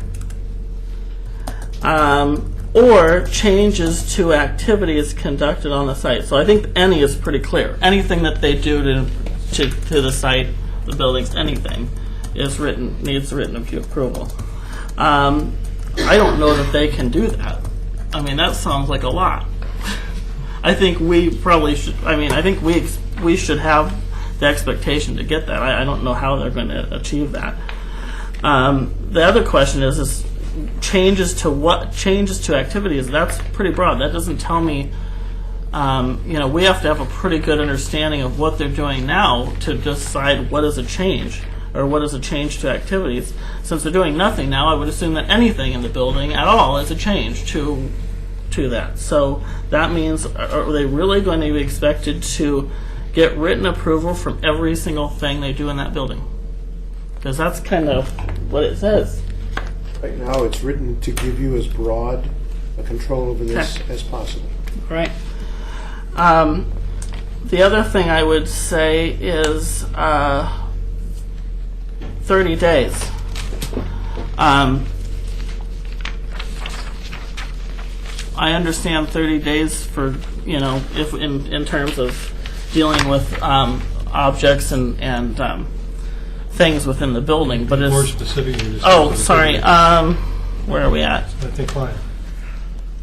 5. Yeah, licensee may be license may be revoked at any time for any reason upon 30 days written notice to the licensee. I say if we give them 7 times what they gave us when they closed the building, they get 7 days. I think 30 days is, I think 30 days, I understand the amount of time if we were asking them to get things out of the building, those kind of things. But in terms of canceling this agreement, I think we don't need 30 days. That's not something they gave us. in the past, and I think if we want them out, we want them out. So I think that's, I don't know if there's a in-between there or what. I would hope there's an in-between there. Yeah, it was the thinking with 30 days because you might have programs scheduled and that type of thing to give you some lag time to. I think the city. Yeah, the city drafted the Yeah, agreement, so I think it was just a, you know, It's kind of a standard 30-day notice. It's not something I expected to change, but it was a comment I needed to make. You feel better? Not quite, but Oh, okay. I guess the other thing is the quarterly report is nothing about financial report at all. It only says, here's some of the things. This is only a report that we're getting to say, here's what we're doing at the building in terms of events, in terms of programs. It doesn't say anything that they have to tell us to some degree what money is coming in or what they're making. I don't know if we wanted that, but I think that part of the scenario that caused them to close was because we didn't know the situation financially, and all of a sudden it was closed. So I have concern about that. I also would say that in the way CHP was run before, they got our buildings for free, but they were responsible for maintenance, they were responsible for all these other things. Now we're giving them the building for free, and we're going to do all the work. We're going to do all the grounds, we're going to do all the maintenance of the buildings, we're going to do whatever. What are we getting back? And I don't know if I'm okay with that. I think even in comments with staff and to the city manager, I've made at least some comments about the idea of even having some minimal building use fee, or at least some way that any money that's coming into CHP, maybe 15% or maybe some percentage of it goes back into a fund that helps us deal with parts of those buildings. Because, you know, if they host a big event there, we're going to be responsible for. I'm assuming we're responsible for doing the bathrooms still. We're doing all of that. Mm-hmm. We are. So how are we paying for that? You know, I mean, we're paying for it now, but if they're bringing in money, they should be helping pay for that stuff. And so I even if it's a small amount, I think money coming into CHP needs to be coming back to us in some way. I don't see anything in here about vendors on the property. That's been an issue in the past. I don't want CHP, and I'm assuming that comes under any activity on the property that needs written approval. So I guess that's maybe a moot point. But That's a different organization. yeah, that's a different. Thank you. I love that. That's good. Let's see.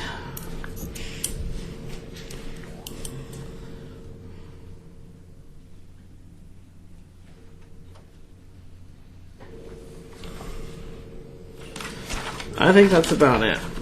I just want everyone to think about, you know, we're paying for.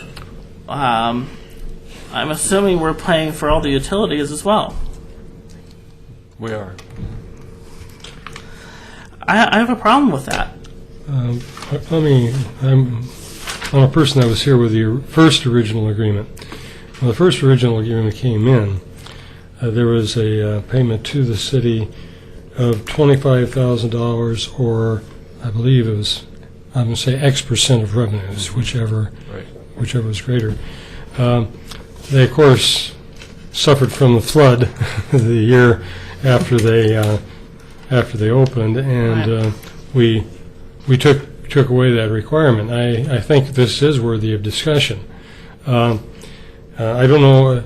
I mean, this is a renewable contract. I don't know that at the beginning of the use of the organization, or the $25,000 might be too high, but we might have some language to that effect in terms of revenues.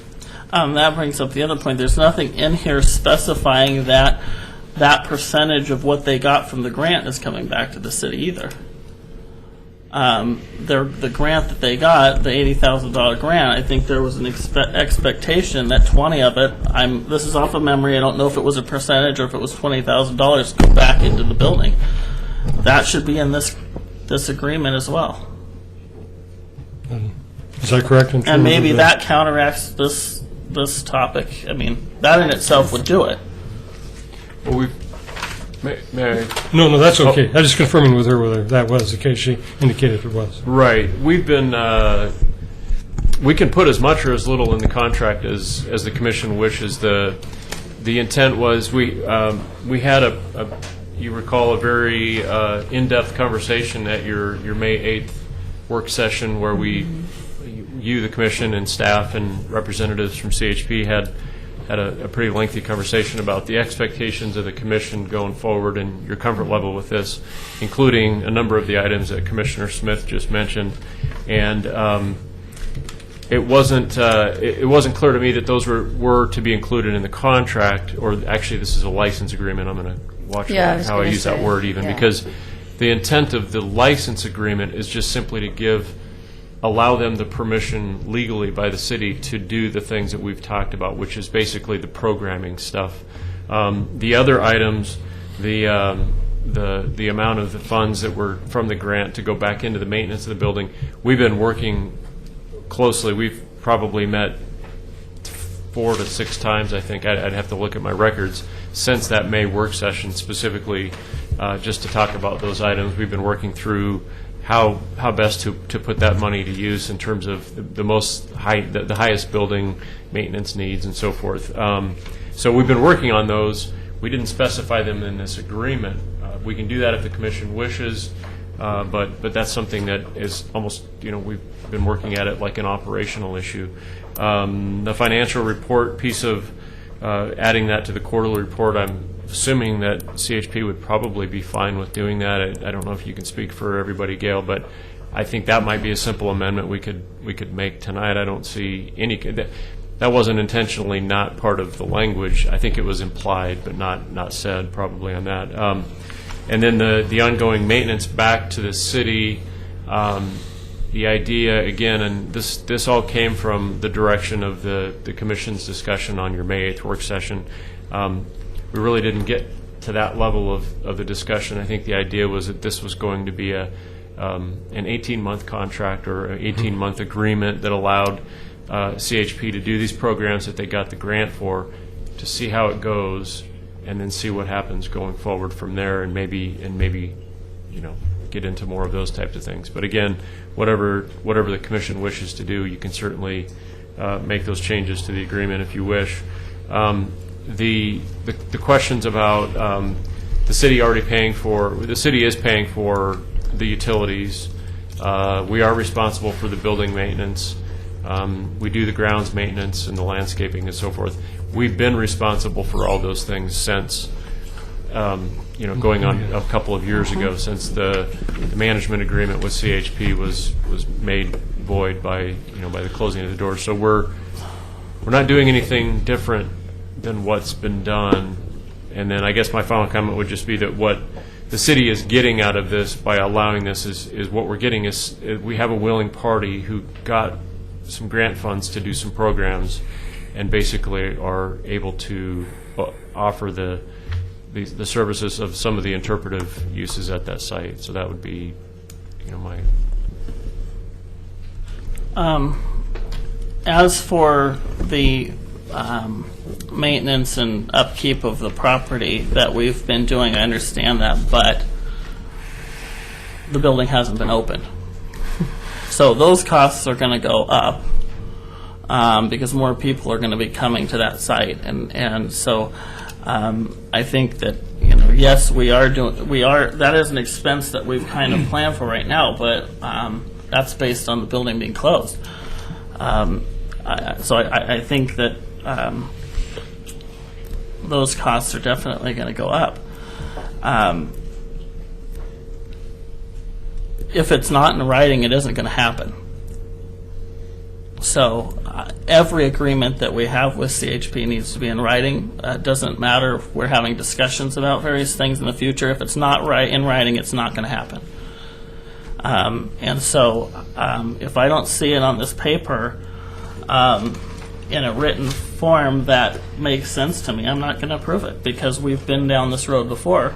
I want that building to be open, and I'm not opposed to having CHP do it, but they better do it right, and it better be in writing. I'm going to make a suggestion, if I might. You're saying yes, 20,000 was to come to the city, and so. I'm saying yes to, I want it, well, I'm saying yes to some of what Rocky's saying. One of the things I wanted to mention is, I think when he said, what are we doing, or the programming, I've been sending business plans, and I think that's a way of communicating. I want things clear because I want it to be a strong partnership. And myself and the staff and the board, we feel an obligation to the visitor, and I feel like we can do a service to the city by staying open, but we definitely have to work together. So whatever it's going to take to make everything very transparent, you know, I know you've seen the grant proposal, you've seen the business plan. I think I've sent, you know, all kinds of stuff to you. So whatever it takes to keep us working together, and I think that I'm for that. I mean, you're not arguing that the 20,000 was in fact specified? Yeah, that was part of the grant. Well, I wanted to say one point, though, too. What I think is going to be such a great partnership with the city and the nonprofit is that we'll have opportunities to get other grants. In fact, we kind of think there's some other things that we can do to match the other 20 so we can get the hoops painted. I mean, I want to work, I just want to be able to get working and do all that we can in writing grants and help the city buildings. It helps all of us. So.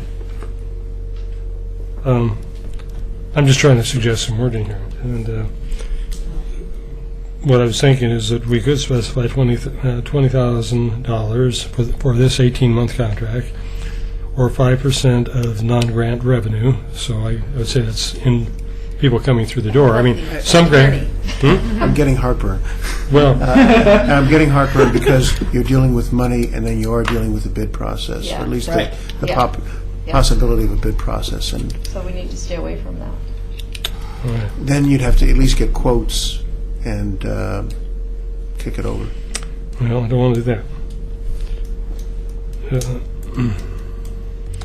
This is, of course, our 18-month period. They'll be coming back to us, and I think maybe some of the language on the percentage. If we're in fact getting $20,000, and I mean, I have no problem with the full 20 going back into some kind of maintenance of the facility. I think that's fine, but it's something that the city controls. And we will have a commissioner on the board That's right. who will be reporting back We don't monthly. have it until it happens. Well, that's true, but the agreement. And that's why I don't think we should go. But he's got it written. Yeah, you're going to have it in the agreement. Yeah, for tonight. For tonight. I understand that, but even if we pass the agreement, we don't have the say in who's on our board. They do. What if they come back and vote? No. I They appoint. have already said. I appoint. Right. Okay. Well, I know we've had a city commissioner on their board before, and yet they were not ever notified of meetings. Well, And that's got to be changed. Absolutely, First it's of gotta all, be changed. first of all, there's a couple of issues there. We've had a city commissioner on the board before. Right. At the beginning, that was me. And later on, we assigned a city commissioner that never showed up. That's not exactly true, and that might be partly true, but part of it was he was never notified of the meetings as well. No. And Maybe that's there's more than- also been there might be- conceded by CHP themselves that didn't happen. Yeah, so, in any case,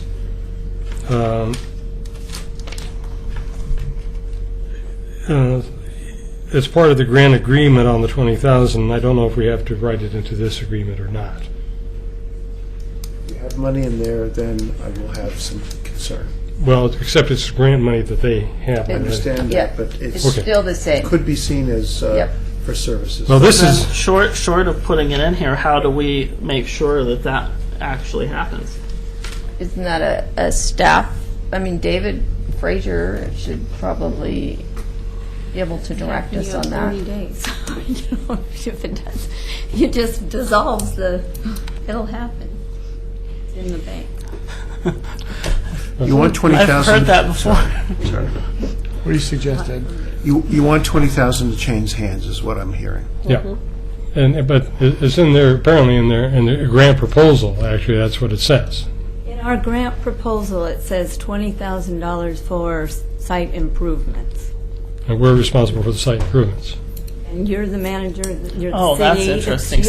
So it doesn't specify Maintenance? city or to our buildings? It just The site buildings, improvements? Because that's site- extremely broad. Well, I don't remember exactly. I would See, have to we look need at the to know. grant, but it's definitely meant for the buildings or the site and enhancements. I think the sounds easiest very way. fuzzy. I think the easiest way. Our attorney has heard our issues here, and rather than try to pass this tonight, to work out the wording that's satisfactory and us not getting into a bidding process, but guarantees that. And I'll see if I can find a way of getting the 20,000 without Right.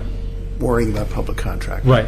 So but we're not going to pass this tonight. But I don't think you need to have too much heartburn. We want this to go forward. We just wanted to make sure that we have better relations than we had with our previous contracts. I want that too. Yeah. What about the grant? Do you want me to email that to you again so you can see how we wrote it? Sure, that'd be fine. And I'd like a The copy if you could. intention is, actually, Crispin was very, they want the hoops painted, is kind of what, but we did write it a little bit broad because we didn't have a partnership with the city, and we didn't know if there were other priorities, you know, with the buildings and just how much had to be repaired. Yeah, where that $20,000 is going to be spent is going to be based on what the city decides. Right, exactly. And just one final point on the, Commissioner Smith mentioned the timing of the appointment. And speaking with the city attorney, we're convinced the agreement wouldn't be effective until that happened. That's fine. So with that, thank you. we're taking this to our. I presume we'll see it at our only meeting in July. The 30 days from now. Well, 30 days from now, we'd see it in 7 times 4 days from now, There you go. or either that or 7 times 5 days from now, There you depending go. on where it goes. So it won't be necessarily 30. Anyway, having said that, we're going on to notification to Forest Edge Apartments regarding water service connection, and I presume it's going to be again Ms. Crushhouse. Yeah, I'd be happy to introduce this, and then I believe you'll hear from the city attorney as well. As you know, we've had significant slope movement at the Forest Edge Apartments over the years. We had our first major obvious landslide there in 2006 in the winter, where we lost 2 buildings and part of the access road to the lower level. There are 2 levels, upper and lower, sunk and slid, so they had to repair it. We had some water line failures at the time, which we repaired. Subsequent to that, too, we went in and replaced a segment of water line that was in the access road because of potential unstable conditions with a much stronger pipe system. And then in the recent years, we've been watching it continue to, they call it creep. It's on an ancient landslide, and that slide continues to creep. There has been significant buckling in a parking area in a driveway where our another water line section exists, and we've recently been having some great concerns about potential leakage in that line and the need to reconsider how we provide water service to the lower level of this apartment complex. We've been in consultation with the city attorney about what steps perhaps we should take. We have been working with the property owners, and that's been a positive thing. But at this point, I think it's important for us to develop some course of action to carefully address the concerns we have out there. Mr. Mayor, members of the commission, after informing you in executive session of the situation, the manager authorized the release of a letter to the owner of this complex, giving him 10 days, or giving them 10 days to respond to the issue of continued water service.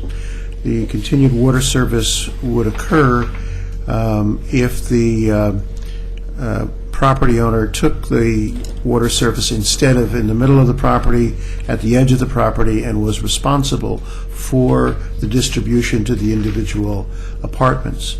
As Ms. Krashauer mentioned, there are two parts of this property, the upper and the lower part. The problem is in the lower part, and what I understand is that there has been movement in that lower part, and there is probably a relationship of that movement and the water that's leaking from the pipes, which are breaking because of movement. There is an additional issue over the ability of fire apparatus, heavy fire apparatus, to reach that bottom portion of the property. We are discussing that with the fire marshal at the moment. The response to the 10-day letter was basically that the property owner would look at an emergency fix, and we understand may submit some plans as early as tomorrow. That doesn't take care of the long-range problem, which is the permanent fix. And the way the city initially thought about dealing with this was to say, we're providing water service to the property line, and it's your responsibility to make sure that the individual units receive water service. The response by the owner's representative is that it's the city's responsibility to take care of individual water services. We disagree with that. Our obligation under state law is only to provide service to the edge. We are concerned about the people stuck in the middle, who are the tenants. And there has been a good deal of back and forth going on amongst city departments after the landowner's representative indicated that they felt it was our responsibility. I've had a chance to look at some, but not all, of the land use decisions that were made on this property. Not all of them are available, so I'm not going to give you a definitive response tonight. But I will say that ongoing is the near critical, near emergency situation of the landslides that may well occur on this property. And indeed, from the inspections that have been done, are fairly professionally indicated will occur. In addition, we have some grave responsibilities to consider the safety of the residents, particularly in the event of a fire. So what I would ask the Commission to consider is a delegation of this authority to make the determination of closure to the city manager, with obviously with a report back to the Commission, because we're almost 30 days between now and the next meeting of the Commission. In that time, the manager will work with everybody involved here to make a determination, and may well involve an appeals process if the determination is made to shut off water or to cause the apartments below to be vacated. We want to be able to do this without acting precipitously and without having all the information. And quite frankly, I don't have all the information right now to give you good advice. I think I know where this is going, but I need to read the rest of the stuff. So with your permission, the manager with advice will be dealing with this matter. One concern I brought and you alluded to was that this is part of our affordable housing stock. Two of those apartments buildings have actually no longer exists because of the conditions at that site, and it's probably likely going to be true of this building eventually as well, if things proceed on the way they are. The concern I expressed was that apparently as soon as those apartments are coming vacant, they're renting them right away.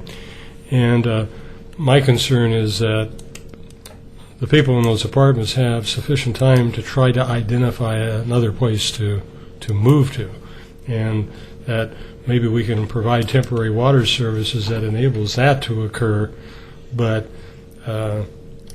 we've lost 2 buildings there anyway. In this day and age, we can't build those kinds of buildings on those kinds of soils. We have ordinances that preclude that from happening.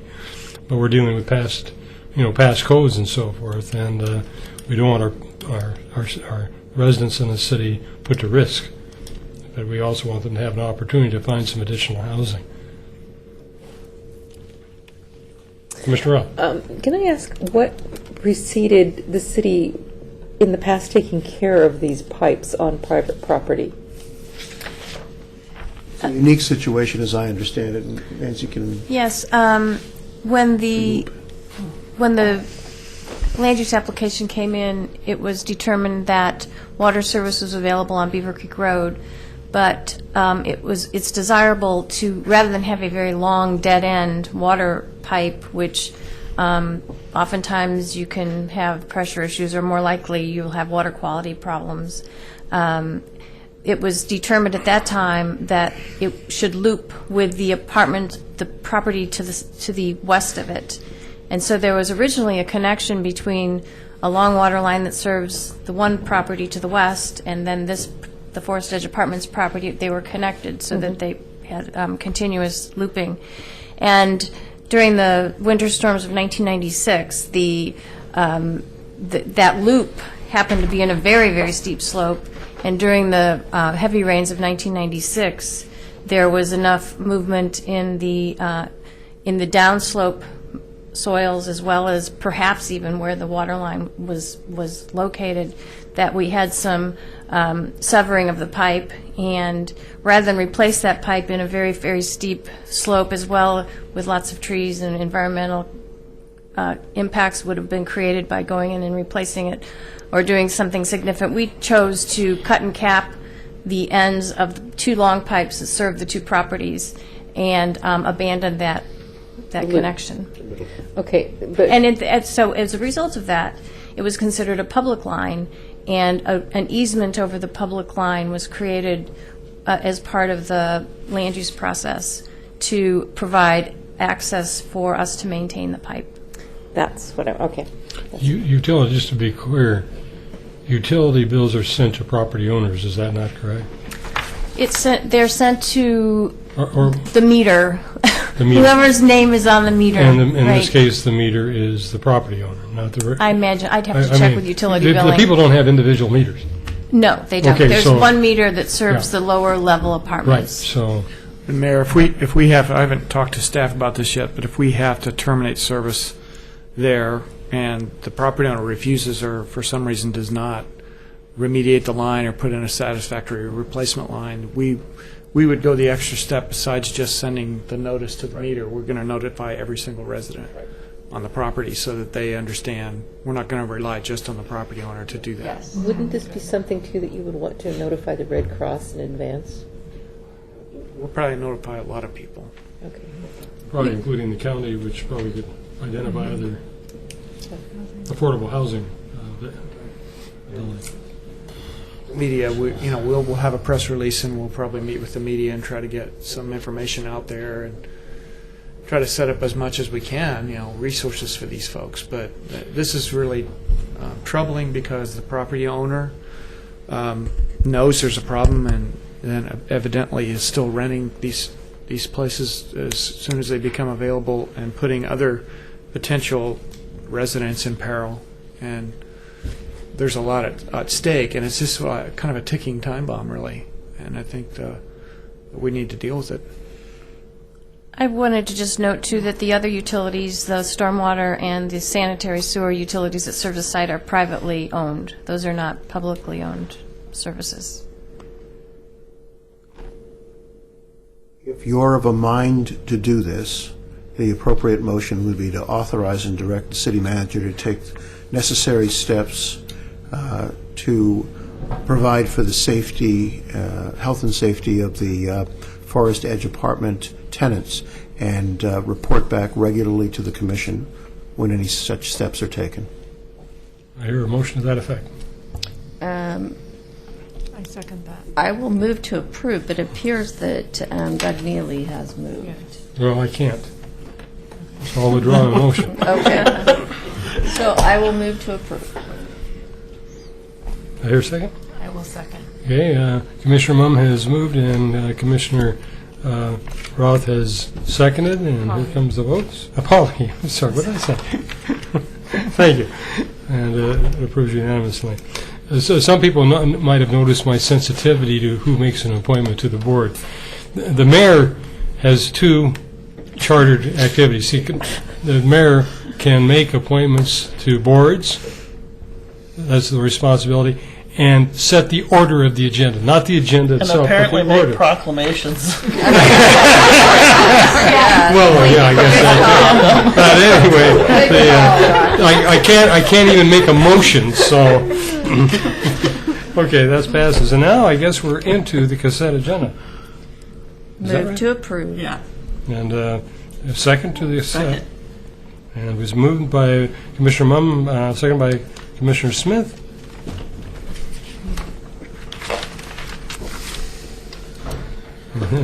What? Oh, Rocky. I didn't. You got to vote too. Okay, I got to vote too. that unanimous vote. And to get back to my agenda, but I assume it's going to be the city manager's report. Thank you, Your Honor. I want to remind you that tomorrow morning we'll be doing a media tour with OPB and Oregonian and our local paper as well. And there may even be other media representatives there. There'll be film crews, I believe.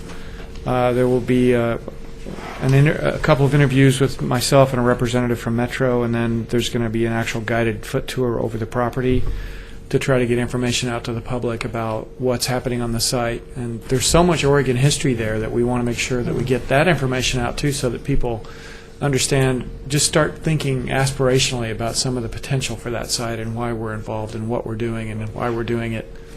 And I think that'll be good information to get out. Also wanted to remind you, each of you, as well as the public, that our July 5th City Commission meeting is canceled. And that's all I have. It's my turn. Commissioner Smith and I have avoided most city business in the last couple of weeks by attending the WW. Except for water. Except for water. The organizations that deal with drinking water treatment, had a convention in Dallas. We went to the Dallas meeting. Like most of these large convention meetings, there were various sessions on various issues, and we respectively took a look at what those sessions were and chose the sessions that we thought would be most beneficial. Some of the sessions I went to dealt with water treatment, but some of them also dealt with what they call reverse osmosis, which they can use in water treatment, but we use it also in wastewater treatment. And I've really never been described to me as to what the process was. So I went to some of the meetings that applied to perhaps some of the ways we treat wastewater as well. They also had a special session for elected officials, which was excellent because they covered more than treating drinking water. They did cover wastewater and stormwater at those elected official decisions. I didn't get my way paid for that one, but I just announced to them that I was what's the word I want to say? Breaking into their session, and they didn't have any problem with that.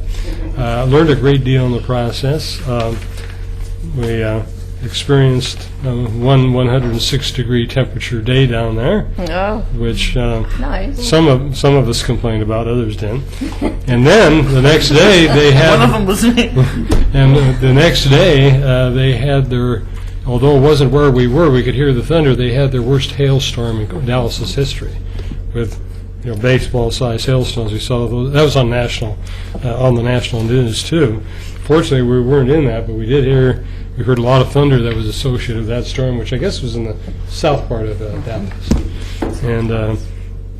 And so that's what you and I have done for the last, since the last session. Anything else that I should be announcing that I've done, that you know? Okay. Commissioner Smith, you want to follow up at all? Well, I guess I'll just add to that a little bit briefly. I have gone several times to this conference. So the first time I was able to go, I did go through the public officials certification program, so I didn't do that because I've already done it. I was attending a lot of the focus the last couple years at the water conference has really been the aging infrastructure across the United States of many cities across the United States, especially the older cities on the West Coast or on the East Coast, and keeping up with their replacement of pipes, etc. It seemed like every topic that we were discussing, South Fork Water was in probably the best circumstances of most anyone that we talked to. We have the most senior water rights. We have a jointly owned facility by two cities. We have an excellent manager. So almost in every one of these workshops where you're talking to people from across the country, we were in a far better position of almost any city in so many different categories. So it really helped to see that. And I know one of the things that we have discussed and probably will discuss as we go into the future is the tiered structure for rates and things like that. So kind of just, focusing on those type of topics and how it affects the city. So it was good. I'm going to come back to me again. Our city recorder makes sure I don't miss some important things. I appointed Robert Mahoney to the Transportation Advisory Committee. His term would end December 31st, 2012. Now, I actually appointed him not too long ago to the Planning Commission, and he came up and complained to me that they weren't having very many Planning Commission meetings, and he wasn't having enough to do. So I suggested he apply. I knew we had the opening at the Traffic Advisory Committee, and he had his interview last night, and the board did recommend him to fill that seat. However, they're not meeting during the summer. Now, however, we're going through our transportation system plan in which citizens are being pulled together, and that will include people of the Traffic Advisory Committee, so they will be busy this summer on a focused activity. Yeah. And we do have a current opening now on the Planning Commission, one vacancy, and looking to fill that. I will tell the city manager and city recorder we are having, at least on one of our committees, a consistent period of no-shows on the part of at least one of our members. And so I'll be working to put out a letter indicating that they're going to have to show up at the next meeting, or we will declare those positions vacant and open up reapplications. It's not, we usually don't have that problem. I don't want to suggest there's a major problem. There isn't. But we are having that in one case. And so I think we have to set up for each, they all have their own bylaws. But one thing I'd like to say consistent is, in fact, the attendance of meetings as a requirement, and to have a mechanism by which, if they're not showing up, we can, in fact, declare those positions vacant so we can open up the application procedures again. It's rare. It's very rare. Most of our committee people are very dedicated people. Is there anybody else that wanted to make any comments? With my agreement, you didn't fulfill one of my obligations, but you had a specific reason to not do so, and you did something else, I believe, that I thought was... How did the city go with all the girls? And City was wonderful with all the girls. Yeah. What did I do? I forgot. Impact was that tour and there was something else that was going on, and Well, I was doing a training down in Klamath Falls, but also we made a trip up to Granville Island to see what would be possible with the site here, and I was just very, very surprised at the lack, I guess, of change that they did to the buildings at that site. Everything has just been left. and which side are you talking about? Granville Island. No, which side? The Blue Heron site, yeah. Okay. And they just have not gone in and put in new buildings or streets, or, I mean, the railroad tracks are still in the streets, and it was very interesting to see how little had changed, and yet it was thriving the way it is. So. Very good. Anybody else have any reports they wish to make? Yes, Commissioner Mum. C4 meeting. Thank you, Nancy Kroshauer, for saving me, because we had to make a presentation, and Nancy and John were both there to answer any questions, and it was wonderful to have them there. I just referred to them. And I threw them under the bus because I didn't even know it was going to happen until 2 weeks before. Went to the open house Monday night here about the transportation system update. Is that correct, Nancy? This transportation system plan. Yes, update. yes. And there was comments. Are we going to see the comments? Because I would be interested in that. Yes, we're creating a large spreadsheet with all the comments we receive online and at the open houses, and then we're creating responses to all the comments. So, John, maybe you can make sure that when that spreadsheet is finished, it gets distributed to the City Commission. Laura Turway is working on it. Okay, great. Thank you. Just to come back, my recollection on C4, where you threw under the bus, but she was able to pull herself out. Yes. Nancy said the county is looking at a transportation system utility fee or something like that. It's something like that. We have one in place. We discussed that today, in fact. And I don't know, it's the very initial stages, but how would the municipalities actually benefit from a county-wide transportation system? Yeah. And it was very interesting because several of the cities said they did not want to do the pavement fee because utility, they right. already currently had one in their city. Yeah. So the county heard that very strongly That's from good. all of the cities. That's good. I think the one thing that most everybody was still interested in was whether or not there could be a mechanism that would raise capital dollars so that the construction projects that aren't maintenance projects, that there could be perhaps a source of money for those. Yes. And even if it's not a source of money to complete projects, even a source of money that we could use as a local match against federal dollars should they become available in the future. So that was something that there was an interest in. For new construction, yes. All right. Go ahead. My turn. Your Okay. turn. We had our monthly Main Street meeting. It went well. I suggested, with Kathy's suggestion, that we make sure that the business owners as well as the property owners know about the grants. So that was going to be addressed. I think that's really important. Sometimes they can convince the property owners to do something and reinvest in their property. And I also, in regards to that, I passed out flyers about the free Metro workshops to all the businesses that were open at the time on my walkabout on Main Street, and everybody seemed very enthused and was just really grateful that there were some free workshops for them. So hopefully they'll go to those and help improve, help their business. It was a busy couple weeks. I went to the Tower Vista Neighborhood Association, and Nancy Bush was there with code enforcement and gave her a wonderful presentation. It was very informative.